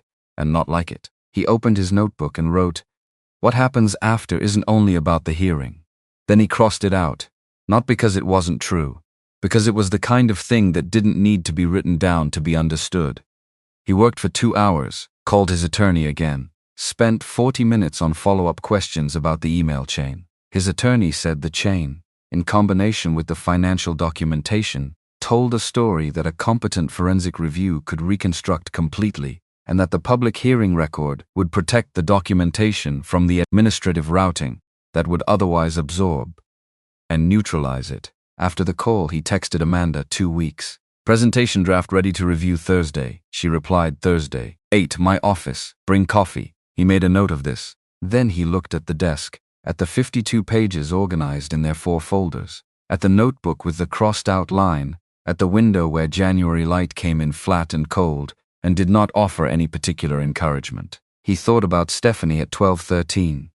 Typing "Don't make it weird" into a phone in a studio apartment with walls that didn't entirely block the sound of the guitar 3 doors down. He thought about what it meant that she'd said yes, before she knew about the scholarship fund, before she knew the full geometry, that the yes had been based on what she'd seen in 14 Tuesdays across a diner table and nothing else. That thought sat with him longer than he expected it to, longer than it needed to, or maybe exactly as long as it needed to. He picked up his phone. Typed, "Thursday's the hearing prep meeting with Amanda. Can we do dinner Friday instead?" Stephanie replied in 4 minutes, "Friday's fine." "Is she as organized as she sounds?" "More," he typed back. "Terrifying." "Effective." Same thing Stephanie wrote. He put his phone down, looked at the folders, at the window, at the crossed out line in the notebook, picked up the pen, wrote underneath it, "The record is the point. The permanence, not the noise." Left it this time. Went back to work. The 16 days before the hearing had a texture that Daniel recognized from the policy years. That specific compression of time that happens when something with real stakes is approaching, and the preparation has reached the point where more preparation starts introducing doubt rather than confidence. He'd hit that point on day 12. Stopped refining the presentation, started rehearsing it instead, alone in his home office, talking through the financial chain out loud to nobody. The way he'd prepared for congressional testimony a decade ago. The documents were for the record. The words were for the room. Those were 2 different things requiring 2 different kinds of readiness. Amanda had her own preparation methodology, and it looked nothing like his. He knew this because they met twice in the final 2 weeks, once at her office, once at a coffee shop on Cumberland Avenue that was neutral ground and felt like a war room, and both times she arrived, having already made 17 phone calls he hadn't asked her to make, and knowing things about the council chamber dynamics that no amount of financial documentation would have surfaced. She knew which member had a press aide who monitored real-time hearing coverage. She knew which local reporter had been trying to break something on Stanton for 8 months and hadn't been able to get the sourcing. She knew the specific procedural question Councilwoman Patricia Marsh was likely to ask before the recess, because Marsh always asked the same category of question when she was processing something significant, which was a question about whether the documentation being submitted was available to all members simultaneously. At the War Room coffee shop, they disagreed about the order of the presentation. Daniel wanted financial structure first, human testimony second. Amanda wanted context first. He said leading with context before the numbers gave the opposition a frame to dismiss it as anecdotal. She said leading with numbers before the people gave the opposition time to construct technical objections, before the room was emotionally engaged. They went back and forth for 20 minutes. Arrived at a version where Amanda opened with 2 minutes of framing, not emotional appeal, just the shape of the problem, and then Daniel took the financial documentation, and then the public testimony followed the documentary evidence, so that each personal account became proof of concept rather than sentiment. Both of them were slightly unhappy with the result, which, as Daniel had noted to himself before, was usually the signature of a compromise that actually worked. He told Stephanie about the Harbor Point scholarship connection on the Thursday before the hearing. Not because the timing was perfect, because Amanda had been right that imperfect timing from him was better than accidental discovery from anywhere else. They were at brackets, and he waited until they'd been talking long enough that the table had the settled quality it got after 40 minutes or so, that specific ease that had accumulated across all the Tuesdays, and was now just the baseline condition of them sitting across from each other. He said, "There's something I should have told you sooner, and I want to tell you now." She looked at him, alert immediately. "Okay, my foundation has a returning graduate scholarship program. It supports doctoral students who've had to take significant leave from their programs. 7 recipients over 4 years. One of them is in UT's Civil and Environmental Engineering department." He held her gaze. "Your advisor submitted a letter of support for the May cycle 3 weeks ago." Stephanie didn't move. Processing. The particular stillness she went into when something was arriving that needed to be received completely before any response. "I found out 2 weeks ago when my program director flagged a potential conflict. I recused myself from the selection committee the same day." He kept his voice even. Not defensive, just accurate. "The committee is independent, I'm not deciding. But I wanted you to hear this from me, and I wanted to be clear that the recusal was immediate before I knew anything about Dr. Vance's letter or your application status." She looked at the table, then at the window, then back at him with something in her expression that was more complicated than a single word would cover. "You recused yourself before you told me it existed," she said. "Yes. Why didn't you tell me when you found out?" He thought about how to say this accurately. "Because I was trying to figure out how to give you the information without it feeling like I was managing you toward a particular reaction." A pause. Which is its own kind of management, I realize. "I should have just told you." She was quiet for a long moment, something working through her that wasn't anger, more like recalibration, the specific feeling of updating a model of a situation when new information changes the structure but not the foundation. "The scholarship," she said slowly, "is it merit-based?" "Completely. The criteria are research quality and demonstrated interruption of a program in good standing. Financial need is a secondary factor once the merit threshold is met, and Dr. Vance submitted a letter without me asking her to. As far as I know, yes, because she thought my work was worth it. That's what the letter indicates." Another long pause. He let it run its length. She was someone who needed the full space of her silences, and he had stopped instinctively filling them sometime around the 4th Tuesday. "You didn't engineer this," she said finally. Not a question, a statement she was testing for accuracy. "No, the program exists. You qualify for it by any reasonable assessment of your work. Dr. Vance made an independent decision to support your application. None of those things are things I created." He looked at her. "I understand if it feels different knowing the connection exists." "It does feel different." She looked at him directly. "But different isn't the same as wrong." Her voice was careful, carrying something she was still working out the shape of. "I think if you'd set this up specifically for me, I'd know the way I'd know. And this doesn't feel like that." He nodded. "Don't engineer anything for me," Stephanie said. "Going forward, I need the path to be mine even when I'm on it. I know. I mean it. I know you mean it, and I will." He held her gaze without looking away. "That's not a small thing to ask of someone with the resources to do otherwise." "I know that." She looked at him for a moment longer. Then something settled in her face. "Not all the way, but enough." "Okay." She picked up her spoon. "Now tell me what's going to happen at the hearing." So he did. And the conversation moved into the logistics, into the documentation structure, into what to expect from the council's response. And somewhere in the middle of that conversation she said, without transition, "I've been working on what I want to say for my testimony." And Daniel said, "Do you want to talk through it?" And she said, "No, I need it to be mine the whole way." And he said, "Okay," and meant it the same way she'd meant her okay earlier, which was to say, completely. The morning of the hearing arrived on a Wednesday in February, and Knoxville delivered the kind of clear, cold morning that the Appalachians specialize in. Sky so hard and bright it looked ceramic, air with an edge. Daniel stood in his closet for approximately 4 seconds before he took out the suit, not because he wanted to wear a suit, because he understood what a suit communicated in a room with a council table and a press section, and an alderman who was going to spend the morning performing normalcy, while his paper trail was being submitted into the public record. He tied the tie and looked at himself in the bathroom mirror and thought, 3 years. Then went downstairs and made coffee and didn't think about anything else until it was time to go. He picked up the document folders, physical copies in a briefcase he hadn't used in 3 years, the leather slightly dry at the corners, digital backups on 2 separate drives, a third copy submitted to his attorney's office the previous afternoon, with instructions for what to do if anything interrupted the hearing, before the documentation was formally entered into the record. He was not expecting that, but he had learned, in his policy years, that the people who got outmaneuvered in public processes were almost always the ones who hadn't accounted for the last 5% of possible complications. Amanda was at the City Hall building 30 minutes before the session.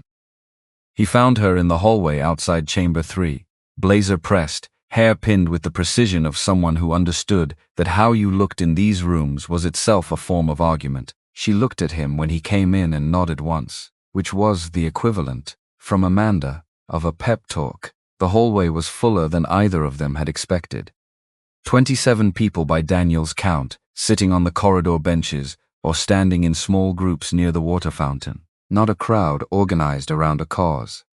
A collection of individuals who had individually been told by Amanda that the public hearing was public and their presence was meaningful, and who had individually decided to come. The difference between those two things was visible in how they stood. No signs, no unified message. Just people who had been in rooms like this before, or rooms adjacent to rooms like this, and who understood that sometimes showing up is the argument. Stephanie arrived at 8:45. Dark jacket, hair back, the look of someone who had made a decision and was living inside it now rather than still making it. She came to stand near Daniel for a moment. He didn't say anything encouraging because she hadn't asked for encouragement and didn't need it in the form he'd have offered anyway. How many people are out there, she asked. 27, maybe more by the time it opens. She looked down the hallway, looked back at him. Her jaw was set in the specific way it got when she was managing something large under the surface and not advertising this fact. Good, she said, and went to find a seat. Councilwoman Patricia Marsh opened the session at 9 o'clock with the precision of someone who ran her processes on time because she believed procedural integrity started with the basics. She announced the agenda. Grant cycle review, specific consideration of the Harbor Point proposal submitted by Knox County Community Services, represented by Amanda Cross. She opened the floor. Amanda stood and talked for 9 minutes and 40 seconds. Daniel had watched her prepare this presentation over 2 meetings, and he'd been impressed by the structure, and he was more impressed by the delivery, because the delivery was different from the preparation. She'd stripped something out of it in the final version. The last qualifying clause on 3 different statistics. A paragraph that had been good but that, removed, made the preceding paragraph better. She'd made it leaner without being told to, which was the difference between someone who understood argument and someone who understood the room. She did not perform, she presented. She cited specific case numbers without naming specific cases. She described the service gap in terms that were concrete enough to visualize and precise enough to be documented. She sat down to a room that was quieter than it had been before she stood. Morrow responded. 8 minutes and change. Thorough, exactly as bland as his written communications. He used the word thorough 4 times as a modifier for the review process, which was doing a lot of work for a single adjective. He gave no timeline, no specific reason for the extension, just the general shape of due diligence. Performed with the ease of someone who had been performing due diligence as a delay mechanism for long enough that it had become genuinely indistinguishable from his natural speaking rhythm. 2 of the 3 council members who were on the documentation nodded slightly while Morrow spoke. Daniel catalogued that, not with satisfaction, with the specific attention of someone tracking what was about to change. Then the public testimony. A man in his late 50s who'd been on the housing transition list for 8 months. His situation in plain terms, No theater, just the facts of navigating a system that required him to tell his story to 4 different intake workers before anything moved. A woman who'd aged out of a community mental health program because her caseworker position had been eliminated in a budget cycle, and there was no one to hand her file to. 2 others, each specific, each clean in the way of people who'd been through enough to stop needing the testimony to be anything other than accurate. Then Stephanie, she stood, adjusted the microphone once, put both hands on the edge of the podium, not gripping, just resting, a physical anchor, and she said, in the voice she used when something mattered enough to be said simply, 2 years ago, I applied for emergency rental assistance through this county. I was told the fund was exhausted. I lost my housing within 90 days of that conversation. She talked for 4 minutes, not about what came after, not about the hydrology or the dissertation or brackets or any of it, just about the application and the process, and what it had felt like to follow every step correctly and be told at the end that there was nothing there. She said it without anger in her voice, because the anger was in the fact of it, not in the telling of it, and she was smart enough to know the difference. She said it with the steadiness of someone who has given a thing all the emotional processing it's getting and has decided that what it deserves now is clarity. She sat down. Daniel stood up. He walked to the podium, set the briefcase down, did not open it, looked at the room, the council table, the press section where the Knoxville Journal reporter was already looking at him with recognition, the administrative table where Morrow sat with his styrofoam coffee cup and the practiced ease of a man who expected to manage this. He started with the CDBG structure. 2 minutes, the kind of financial language that was precise without being inaccessible, the kind he'd spent 12 days calibrating specifically for this room. He saw 2 council members lean forward. Then he described the pattern. He used that word deliberately, pattern. Not fraud, not corruption, not yet. A pattern of contract awards to entities whose documented community benefit activity did not correspond to their stated function. A pattern of fund transfers moving through intermediate contracts before reaching recipients who bore no relationship to the original federal allocation's intent. A pattern of review extensions that correlated with the closing of federal funding windows, with a consistency that exceeded what random variation would produce. He described this for 5 minutes. Then he opened the briefcase. He submitted the documentation to the record in the specific sequence he'd planned with George Financial Summary first, then the contract chain, then the email evidence, then the Clearfield entity analysis. He gave a copy to Marsh, a copy to the clerk, and a copy to the press table. The room changed. Not loudly. The change was in the quality of attention, the specific shift that happens when a room full of people realizes the thing they're watching is different from what they thought they were watching. The journal reporter flipped to the financial summary page, and her posture changed in the way posture changes when a journalist sees something that answers a question they've been carrying for months. The regional radio reporter leaned toward the table. Morrow's ease held for approximately 25 seconds. Then something behind it changed. His hands, which had been loose on the table, went still. Daniel named the contracts, named Clearfield Development Partners, walked the financial chain in terms clear enough that the connection between the contracts and the 3 council members who had approved them was visible without him needing to name the council members. He let the room make that connection.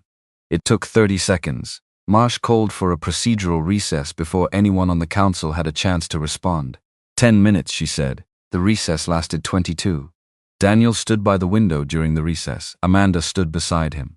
Neither of them spoke. She had her arms crossed and was looking at the floor, doing something internal that he recognized as the management of a feeling that needed to stay managed for another hour.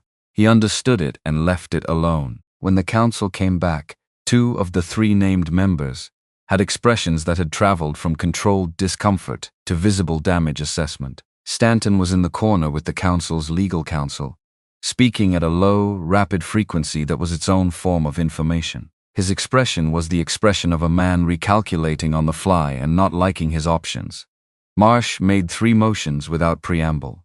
The documentation into the hearing record. The Harbor Point extended review suspended pending an independent audit of the CDBG allocation for the preceding 5 fiscal years. The documentation forwarded to the Tennessee State Comptroller's Office for preliminary assessment. She called the votes before anyone on Stanton's side had organized a counter-move. 5-2. Stanton and Cosgrove voted against all three. Their votes were recorded. Everything was recorded. That was, Daniel thought, the entire point. You could not unrecord a public record. The chamber started emptying with the particular energy of a room where something significant has just happened and nobody is entirely sure yet how to characterize it. Not a victory, not cleanly, because the audit would take months, and the state referral would take longer, and the specific legal consequence for any individual was still years away from being determined. But the record existed, the documentation was in the record, and the grant decision on Harbor Point was now on a 30-day clock instead of an open-ended extension, which meant the funding cycle was still alive. Amanda was surrounded within 3 minutes by people from the hallway who wanted to understand what they'd witnessed and what it meant for the program they'd come to support. She handled them with the patient specificity she brought to everything, answering each question directly and not overpromising. Yes, this was significant. No, it wasn't resolved. Yes, the program was still in motion. Yes, their presence in the room today mattered. She said all of this to each person who asked, as if it were the first time she'd said it, which was, Daniel thought, its own form of skill. Nicole Torres from the Knoxville Journal appeared, at his elbow, with the efficiency of someone who had been planning her path to him since the documentation landed on the press table. She had her recorder and her phone and the focused, slightly aggressive energy of a journalist who had been working a story for 8 months and had just watched a significant piece of it walk into a council chamber and submit itself to the public record. Daniel Hartwell, she said it without inflection, not reverent, not accusatory, just, here is the name and here are we. 3 years in Knoxville and nobody knew you were here. Some people knew, not enough. She looked at him. Aldridge Cannon, 2 investment firms, gone from public life for 3 years and now this. She gestured at the chamber. Why now? The documentation was ready. The timing was determined by the grant cycle window, not by any particular readiness on my part. You're telling me this was entirely about the grant window? He looked at her. I'm telling you the grant window was the constraint. The documentation drove the decision. She studied him with the expression of someone who knew that both things could be true and that neither of them was the complete story. I want an on-record interview. Call my office. He gave her a card he'd had made specifically for the day, because he'd known this conversation was coming and had decided not to manage it by avoiding it. She took it with the efficiency of someone who files things immediately and correctly. She moved on. His phone showed a text from Ryan's, sent 12 minutes earlier, saw the live audio stream. You were very composed. Proud of you, weirdly. Ryan using that word was its own form of tenderness. Daniel typed back, weirdly is accurate. Ryan, call me tonight. Daniel, tonight. He found Amanda when the room had thinned enough to move through it without navigating. She was near the main doors, blazer slightly loosened at the collar. A strand of hair escaped from the pin. The look of someone who has been running on structured intensity for weeks and has just finished the last of it. The audit motion, she said. That was Marcia's own idea. I didn't plan for that, I know. It was the right call. He looked at her. The documentation is thorough enough that whatever the auditors find, it'll hold. She nodded. Not elated, not deflated. Somewhere in the register of someone who has been in this business long enough to know that winning a battle and winning a war are different categories, and both of them require continuing to show up. 30 days, she said. 30 days, he confirmed. That's a long 30 days. Everything important takes a long 30 days. She looked at him sideways and almost smiled, which from Amanda was the equivalent of a standing ovation. They walked out of City Hall together into the February afternoon, which was warmer than the morning, the sun having decided by noon to commit to itself. At the bottom of the steps, she stopped. Go see her, Amanda said. He paused. She's at the nursery. I know where she is. She looked at him with the expression she used when she thought something was obvious and was mildly exasperated that it required saying, go. He went. The drive to Ridgeline Nursery took 14 minutes. He parked in the small gravel lot and went through the gate, which opened onto rows of late winter stock cold weather varieties that could take February in Tennessee. Heather and pansies and neat rows of seedlings in black plastic trays, waiting to find out what spring was going to ask of them. The greenhouse at the back was visible through the clear panels, fogged at the lower edges with warmth. He found Stephanie in the greenhouse, moving trays of seedlings from one rack to another, with the economical efficiency of someone who had done this particular task often enough that the body did it without involving the conscious mind. She looked up when she heard the door, took in the suit, the briefcase, the fact of him being here in the middle of a Wednesday afternoon. "You drove out here in the suit," she said. "I had a hearing, I know. I listened to the audio stream." She set the tray down and turned to face him fully. "You held your left hand flat on the podium the entire time. That's how I knew you were managing it." He was quiet for a second. "I told you I was nervous. You texted that. I wanted to hear it in person." She looked at him. "Were you?" "From the moment I stood up until approximately 2 minutes in. Then it was just the work." "That's what I thought." She crossed her arms, not defensively, just settling into herself. Marsh's audit motion, was that planned? No. She moved on her own, which was better than anything we'd planned, because it means the record is completely clean of coordination.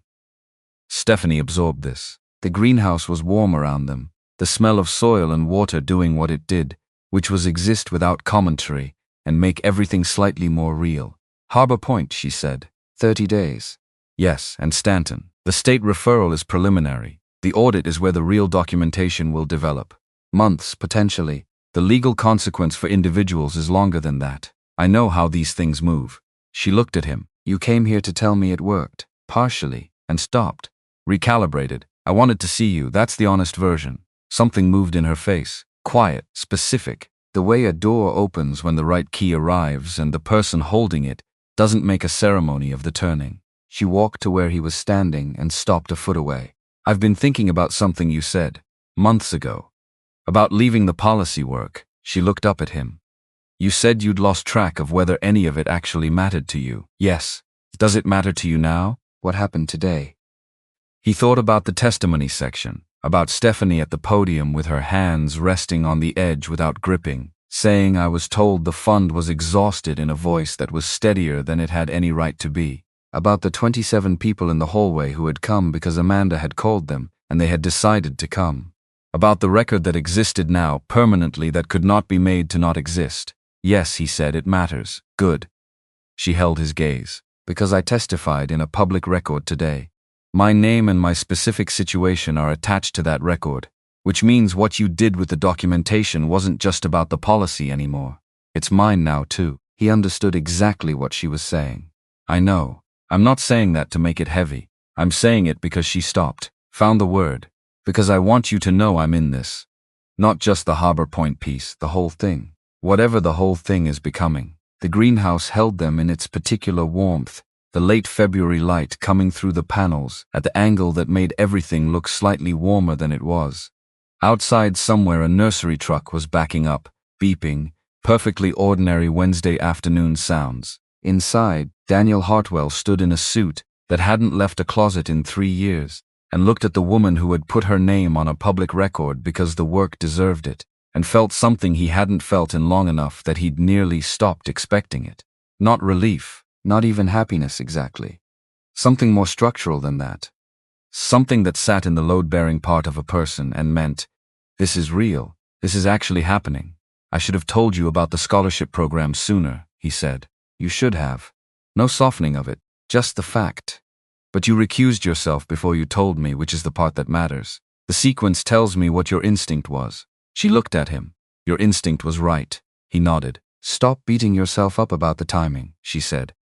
"I'm not beating myself up. You have the look." "What look?" "The one where you're reconstructing the decision tree looking for the optimal choice." She almost smiled. "There wasn't one. You found out, you removed yourself from the decision, you told me as soon as you could figure out how. That's the whole story." He looked at her for a moment. "You're very precise about other people's internal processes." "Hydrology," she said. "It's all systems and how they actually move, versus how you theorized they would move." She uncrossed her arms. "Come see the new seedling section. I've been trying something with the drainage trays that Carol would probably find interesting." He followed her to the back of the greenhouse. She explained the drainage modification, a slight angle adjustment in the tray supports that changed the water distribution pattern across the root zone.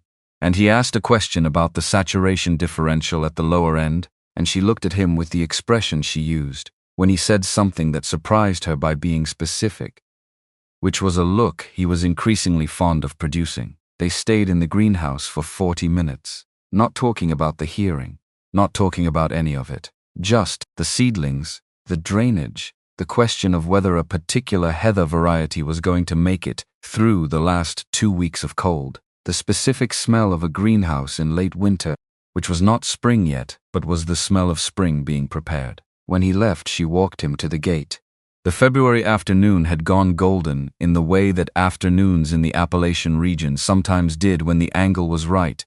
Everything tilted into warmth that wasn't quite there yet, but was practicing. Thursday, she said. Friday this week. I have a follow-up call with my attorney Thursday morning and I don't know how long it'll run. Friday then. He drove home with the briefcase on the passenger seat and the sun coming through the windshield at the low late afternoon angle, and the mountains visible on the horizon in the specific way they were visible when the light was right, darker against the blue, absolutely permanent. The 30 days did not pass cleanly. Nothing important ever did, and anyone who told you otherwise was either selling something or hadn't been paying attention. Stanton resigned on day 11, personal reasons, time with family. The statement was 3 sentences, and was reported in the journal with a sidebar that connected it to the ongoing audit inquiry, without stating that connection directly, which was careful journalism that Nicole Torres did well. 2 days after that, Morrow was placed on administrative leave while the internal county review proceeded. His styrofoam cup and his practiced ease were no longer present at the administrative table in any official meetings, which people who attended those meetings would later describe as a change in room temperature that they hadn't realized they'd been adjusting for until it was gone. Cosgrove hired a lawyer and said nothing publicly, which was tactically competent and told you everything you needed to know. The independent audit of the CDBG allocation started on day 14. The firm was from Memphis, specialized in municipal finance forensics, and the lead auditor called Daniel once for a 12-minute conversation. That was mostly her asking specific questions about the financial chain in the documentation and him answering them. At the end, she said, "This is well constructed," in the tone of someone who encountered well-constructed things less often than they should. "We did our homework," he'd said. "Most people don't," she'd said, and hung up. The Harbor Point grant decision came on day 28. Amanda read the email at her desk at 3 in the afternoon, and read it again and sat back in her chair and spent approximately 30 seconds not doing anything. Then she called Daniel, heard his phone ring once before he picked up. "Approved," she said. "Pilot program, 12-month funding cycle, intake coordinator position included." The silence on his end was short, a single breath's worth. "Amanda," he started. "I know," she said, because she did know. And she knew that the excess of the moment was better carried in silence than in words right now, for both of them. They stayed on the line for another 90 seconds, without speaking, which was its own form of the thing that needed to be said. She called Stephanie after. Stephanie was between morning shifts at the nursery, standing in the parking lot in the thin February sun with soil still on her gloves. She listened to Amanda's voice, and felt what arrived as something larger than relief, more complicated, with grief mixed into it. Because you can't be told that a thing that should have existed 2 years ago is finally going to exist without feeling the weight of what the 2-year gap cost alongside the weight of what it means that the gap is closing. She stood in the parking lot for 5 minutes after the call ended. The mountains were out on the horizon, doing what they did, which was exist in the particular way of things that are there before you arrive, and will be there after you leave and do not require your attention to continue being there, but are somehow more themselves when you give it. She thought about October 2 years ago and an emergency rental form and a number that added up to, "There's nothing here." She thought about the bread aisle. She thought about Tuesday evenings and a notebook full of flux calculations that she'd kept doing for no reason except that she couldn't not. The floor was there. That was the phrase that came to her. Solid ground.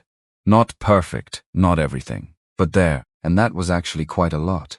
She put her gloves back on and went back to work. The May returning student grant cycle opened on the 1st of the month, and Stephanie submitted her application on a Sunday afternoon. 3 drafts of the personal statement, the first too careful, the second overcorrecting into something that sounded like ambition, described by someone who'd read too many ambition descriptions. The third just true, what the research was, what had interrupted it, what she understood now that she hadn't, what she intended to do when she finished. She did not ask Daniel to read it. She thought about it once, stopped herself. The application needed to be entirely hers, argued on its own terms, earned in a way that she could carry. He would have made it better. She needed to live with the version that came from her own judgment about what better meant. She submitted it at 6:47 on a Sunday evening, closed her laptop, made pasta because it was Sunday and she was tired, and pasta asked nothing of her. Ate at the small kitchen table in the studio on Oglewood, the neighbor's guitar audible through the wall, faint and not unpleasant, the ordinary texture of a life that was imperfect and specific and hers. She told Daniel at their Tuesday dinner that week. He asked how she felt about it. She said, "Like I wrote the best version I was capable of writing, which means if it's not enough, it's genuinely not enough. And that's useful information either way." He looked at her across the table with the particular quality of attention he had when she said something that he was filing somewhere important. "And if it is enough, then I'll deal with that when it's real." She picked up her coffee. "I've been trying to think about things when they're real instead of in advance. It's been working better than the alternative. Is it harder?" She thought about it. Less exhausting. Differently scary. She looked at him. "The alternative was scaring myself out of things before they had a chance to happen." He nodded, not offering anything to it, just receiving it. The late winter turned into actual spring by degrees that were so gradual you wouldn't have noticed them if you hadn't been paying attention, which, Daniel had discovered, was the whole point of paying attention. You noticed things that couldn't be seen in aggregate. The specific quality of a Tuesday afternoon in March versus February, the way the backyard looked with the first soil warmth of the season, the sound the nursery had in April versus January, the particular busyness of a place that has been waiting for the weather to change and is now adjusting to the fact that it has. He planted things again in April. This time tomatoes and 2 varieties of basil and a climbing rose along the fence that the hardware store person had been emphatic about, in the specific way of people who care about plants, was extremely hardy and would forgive almost any mistake. He set a phone alarm for watering that said, "Water the plants, Daniel," and which went off every 2 days, and which he actually responded to, which was its own form of evidence about something he was not going to examine too directly. Ryan came down for a weekend in April, and they went to Brackett's, and Stephanie was there, which was now the baseline geography of Brackett's on specific evenings, and the 3 of them ate and talked about the Smokies research proposal that Ryan had submitted, and the watershed data methodology that Stephanie was starting to reconstruct now that she was in contact with Dr. Vance again, and the specific question of whether the basil would survive the fence placement or needed more direct sun. Walking to the car afterward, Ryan fell into step beside his father, while Stephanie was a few paces ahead looking at her phone. Ryan said, at a volume calibrated for 2, "I'm going to say something and you're going to try to deflect, and I'm asking you in advance not to." Daniel looked at him. "Go ahead, whatever you're doing here. The house, the dinners, her." Ryan glanced ahead briefly. "Don't wait until you've decided it's absolutely certain before you act like it's real. Real things don't come with certainty built in. You act like they're real, and that's how they become real." Daniel walked for a moment in the April evening. "When did you get this wise?" "I've always been this wise. You just weren't listening." Ryan shoved his hands in his pockets. "Also, she looks at you when you're not looking at her, which tells you everything. It tells me she has functioning peripheral vision." "Dad." "I hear you," Daniel said. And he did. Both the words and the thing underneath the words, which was his son at 20 years old telling him not to be afraid of the thing that was already happening. Amanda called on a Thursday in June. Early. 6:52, which was before either of them was usually phone available. He answered on the second ring. "The state comptroller's preliminary assessment," she said. "It's out." He sat up and, "They're opening a formal investigative audit, which means the finding from the preliminary review was sufficient to justify the full process." Her voice was controlled. She was processing this in real time, the way she processed everything, by talking while still thinking. "Stanton, Morrow, and the 2 Clearfield principals have all been notified. Which means lawyers, which means the process is going to take significantly longer than we hoped, but the formal audit is opening. The formal audit is opening." She paused. "It's real. It's going to move like a glacier, and it's going to be infuriating, and it's going to take longer than it should, and it's real." He sat at the edge of his bed in the June morning, phone against his ear, looking at the window where the light was doing what June light in Tennessee did, which was arrive early and stay. "The record is permanent," he said. "The record is permanent." She said it back to him the way she had the first time he'd said it, in his office, weeks ago, like it was the thing that mattered most, which it was. They talked for another few minutes about the Harbor Point. Opening timeline August 1st, an office suite on Gay Street that Amanda had negotiated into the program budget, an intake coordinator hired, a yellow-painted wall that Amanda had chosen after 20 minutes of deliberation, because color mattered in a waiting room where people were already carrying weight. And then the call ended, and he sat in the morning light for a while. He called Stephanie. She was already awake. She was always already awake, earlier than made sense for someone who worked as hard as she did and slept in a studio where the guitar came through the wall, and she answered, "Good morning. Why are you calling at 7? The state audit is opening formally." A pause, which means it's real. The record, the investigation, the consequence, it's moving. Another pause, longer. He heard her breathing shift slightly, the specific shift of someone receiving something large. "Daniel, I know. I testified in a public record and it mattered. Yes, the fund that was redirected, the one I applied to. There's going to be a formal accounting of every allocation from that cycle, as part of the audit." She was quiet for a moment. He let her be quiet. "I'm not going to cry about this," she said. "Just so you know, I need a second." "Take it." She took it. He waited, looking at the June morning out his window, at the climbing rose on the fence that had, against his mild expectations, begun to actually climb. When she came back, she said, "Okay, I have to get ready for work. Thank you for calling." "Of course. Tonight?" "Tonight," he said. The email from the graduate program's office arrived on a Tuesday morning in late June, which felt, in retrospect, appropriate. Tuesdays had been where everything happened. She was in the nursery parking lot, between early and late shifts, when her phone showed the notification. She sat in her car, looked at the subject line, looked at it again. She opened it, read it again. Full funding, September enrollment. The specific language of an acceptance that included the returning student language, the merit-based language, the standard enrollment terms.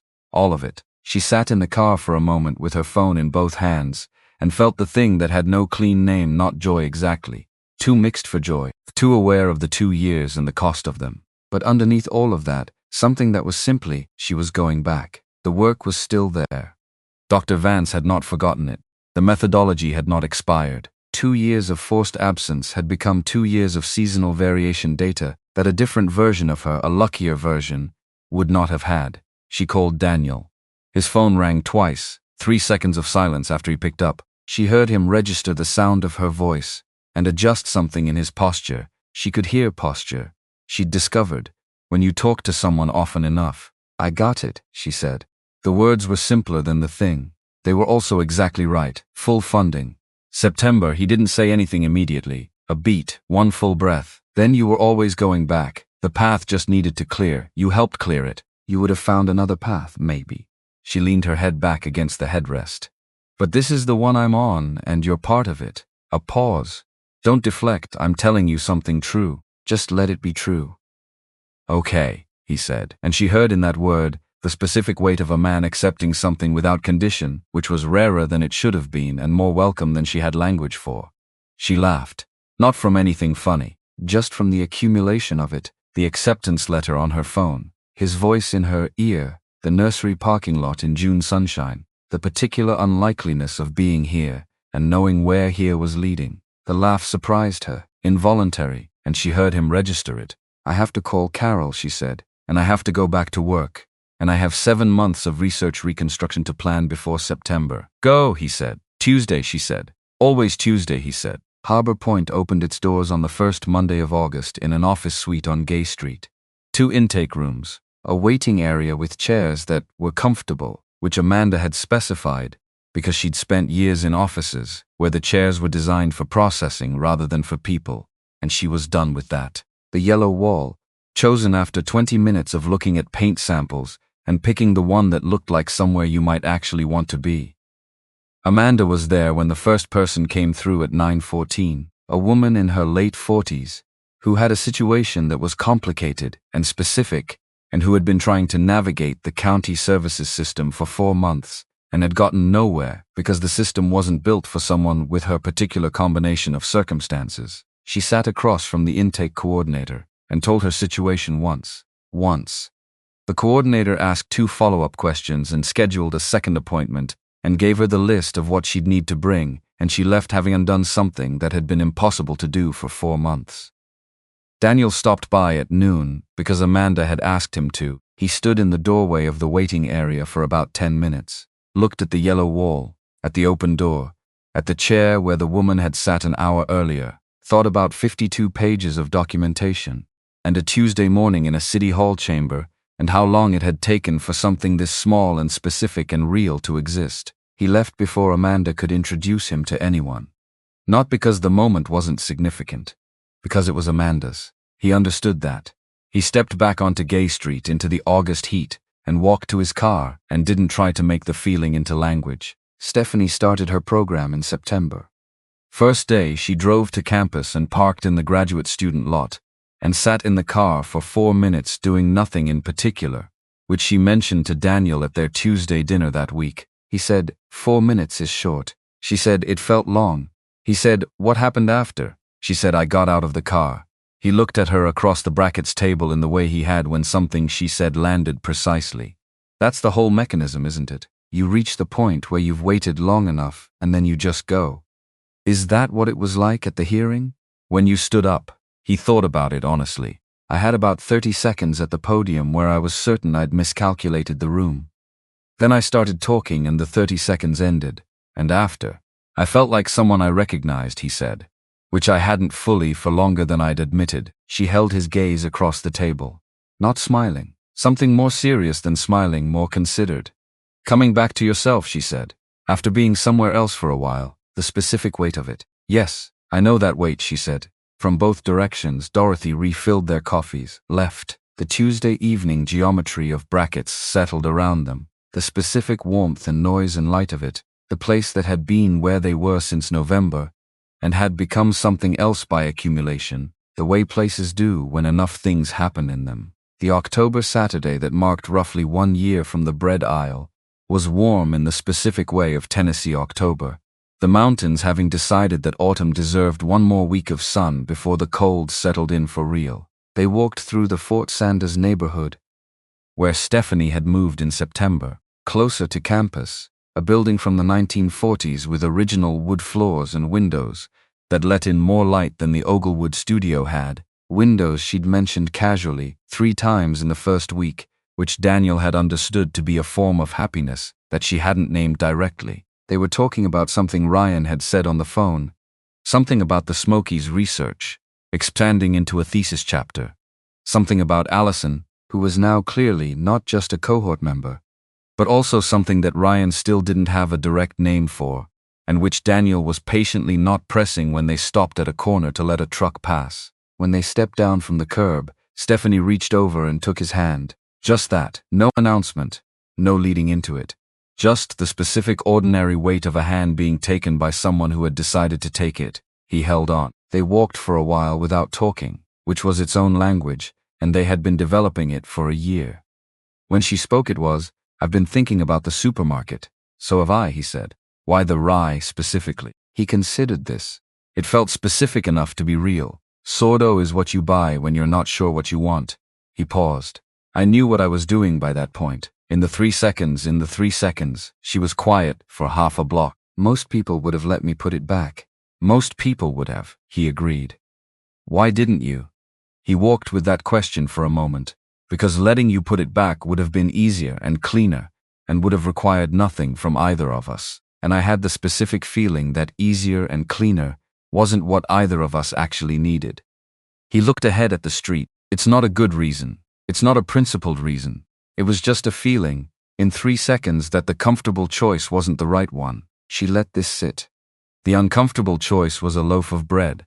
The uncomfortable choice is usually something that looks like a loaf of bread, he said.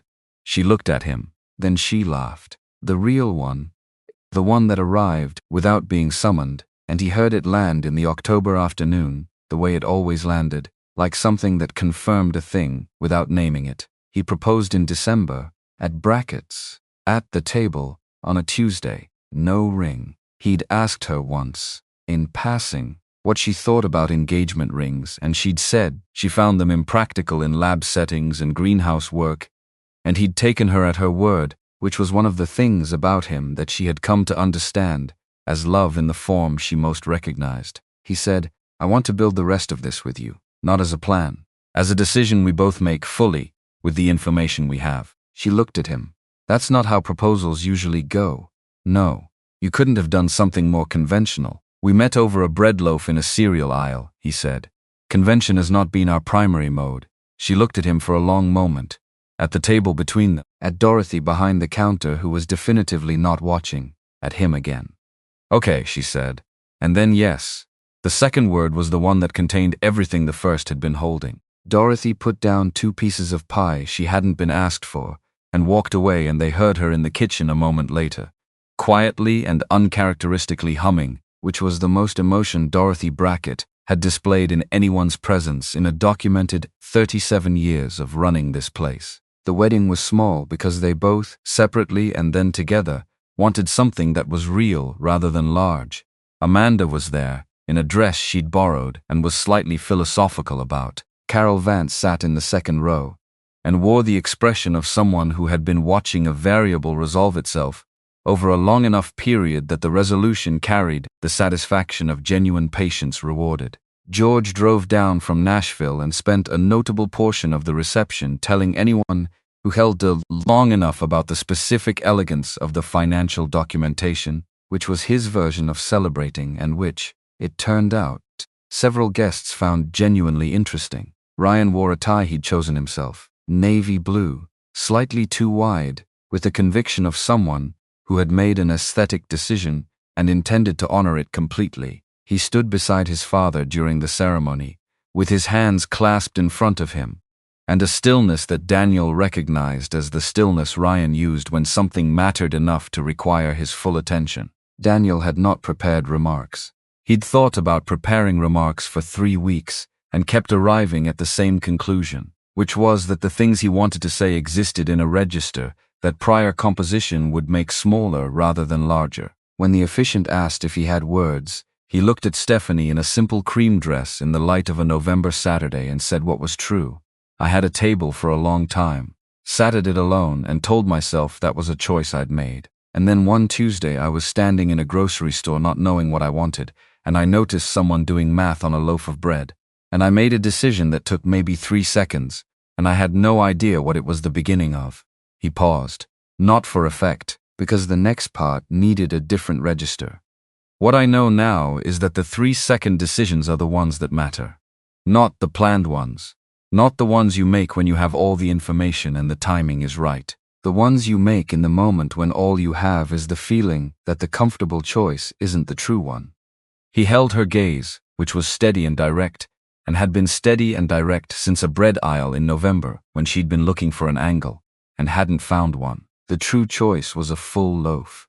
It was always going to be a full loaf, and everything after that was the two of us figuring out what that meant. She nodded once, not crying. She didn't cry in public, which he'd known for a year and which Ryan had apparently known from 10 minutes of observation, which said something about Ryan. But her eyes held what the nod was carrying, and he understood it completely. Dorothy had sent soup.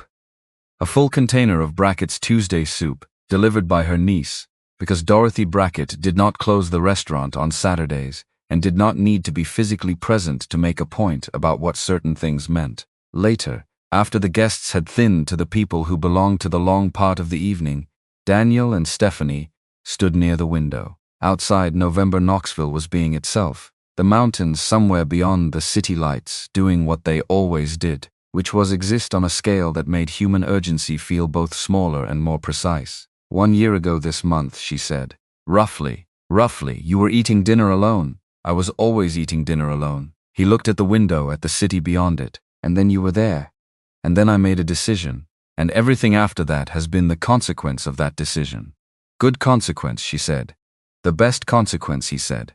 She leaned against him, the small ordinary weight of it. He put his arm around her, also without ceremony, the way you do a thing that has become the natural contingent of another thing. Outside, the mountains were permanent in the way that very old things are permanent. existing on a timescale that made all of this feel both brief and essential, not indifferent, just measuring time differently. 3 seconds, she said. 3 seconds, he confirmed. Most things that matter, she started. Start that small, he finished. She turned her head and looked at him with the full version of the look she'd given him since November. The one that went past the surface and required you to actually be present to receive it. You gave me a full loaf when you could have given me the leftovers, she said, in the grocery store, and every version of it after. He thought about that. About what it meant to believe someone deserved a full thing before they'd proven anything, before they'd explained themselves, before the investment had demonstrated its return. The specific, unglamorous, quiet decision that a person's full version was worth offering space. You deserved the full version, he said. That was always true. She held his gaze for a long moment. Then she looked back out the window at the November city and the invisible mountains, and the ordinary, extraordinary ongoing life of a place that had been there before either of them arrived and would be there after. Yeah, she said. It was.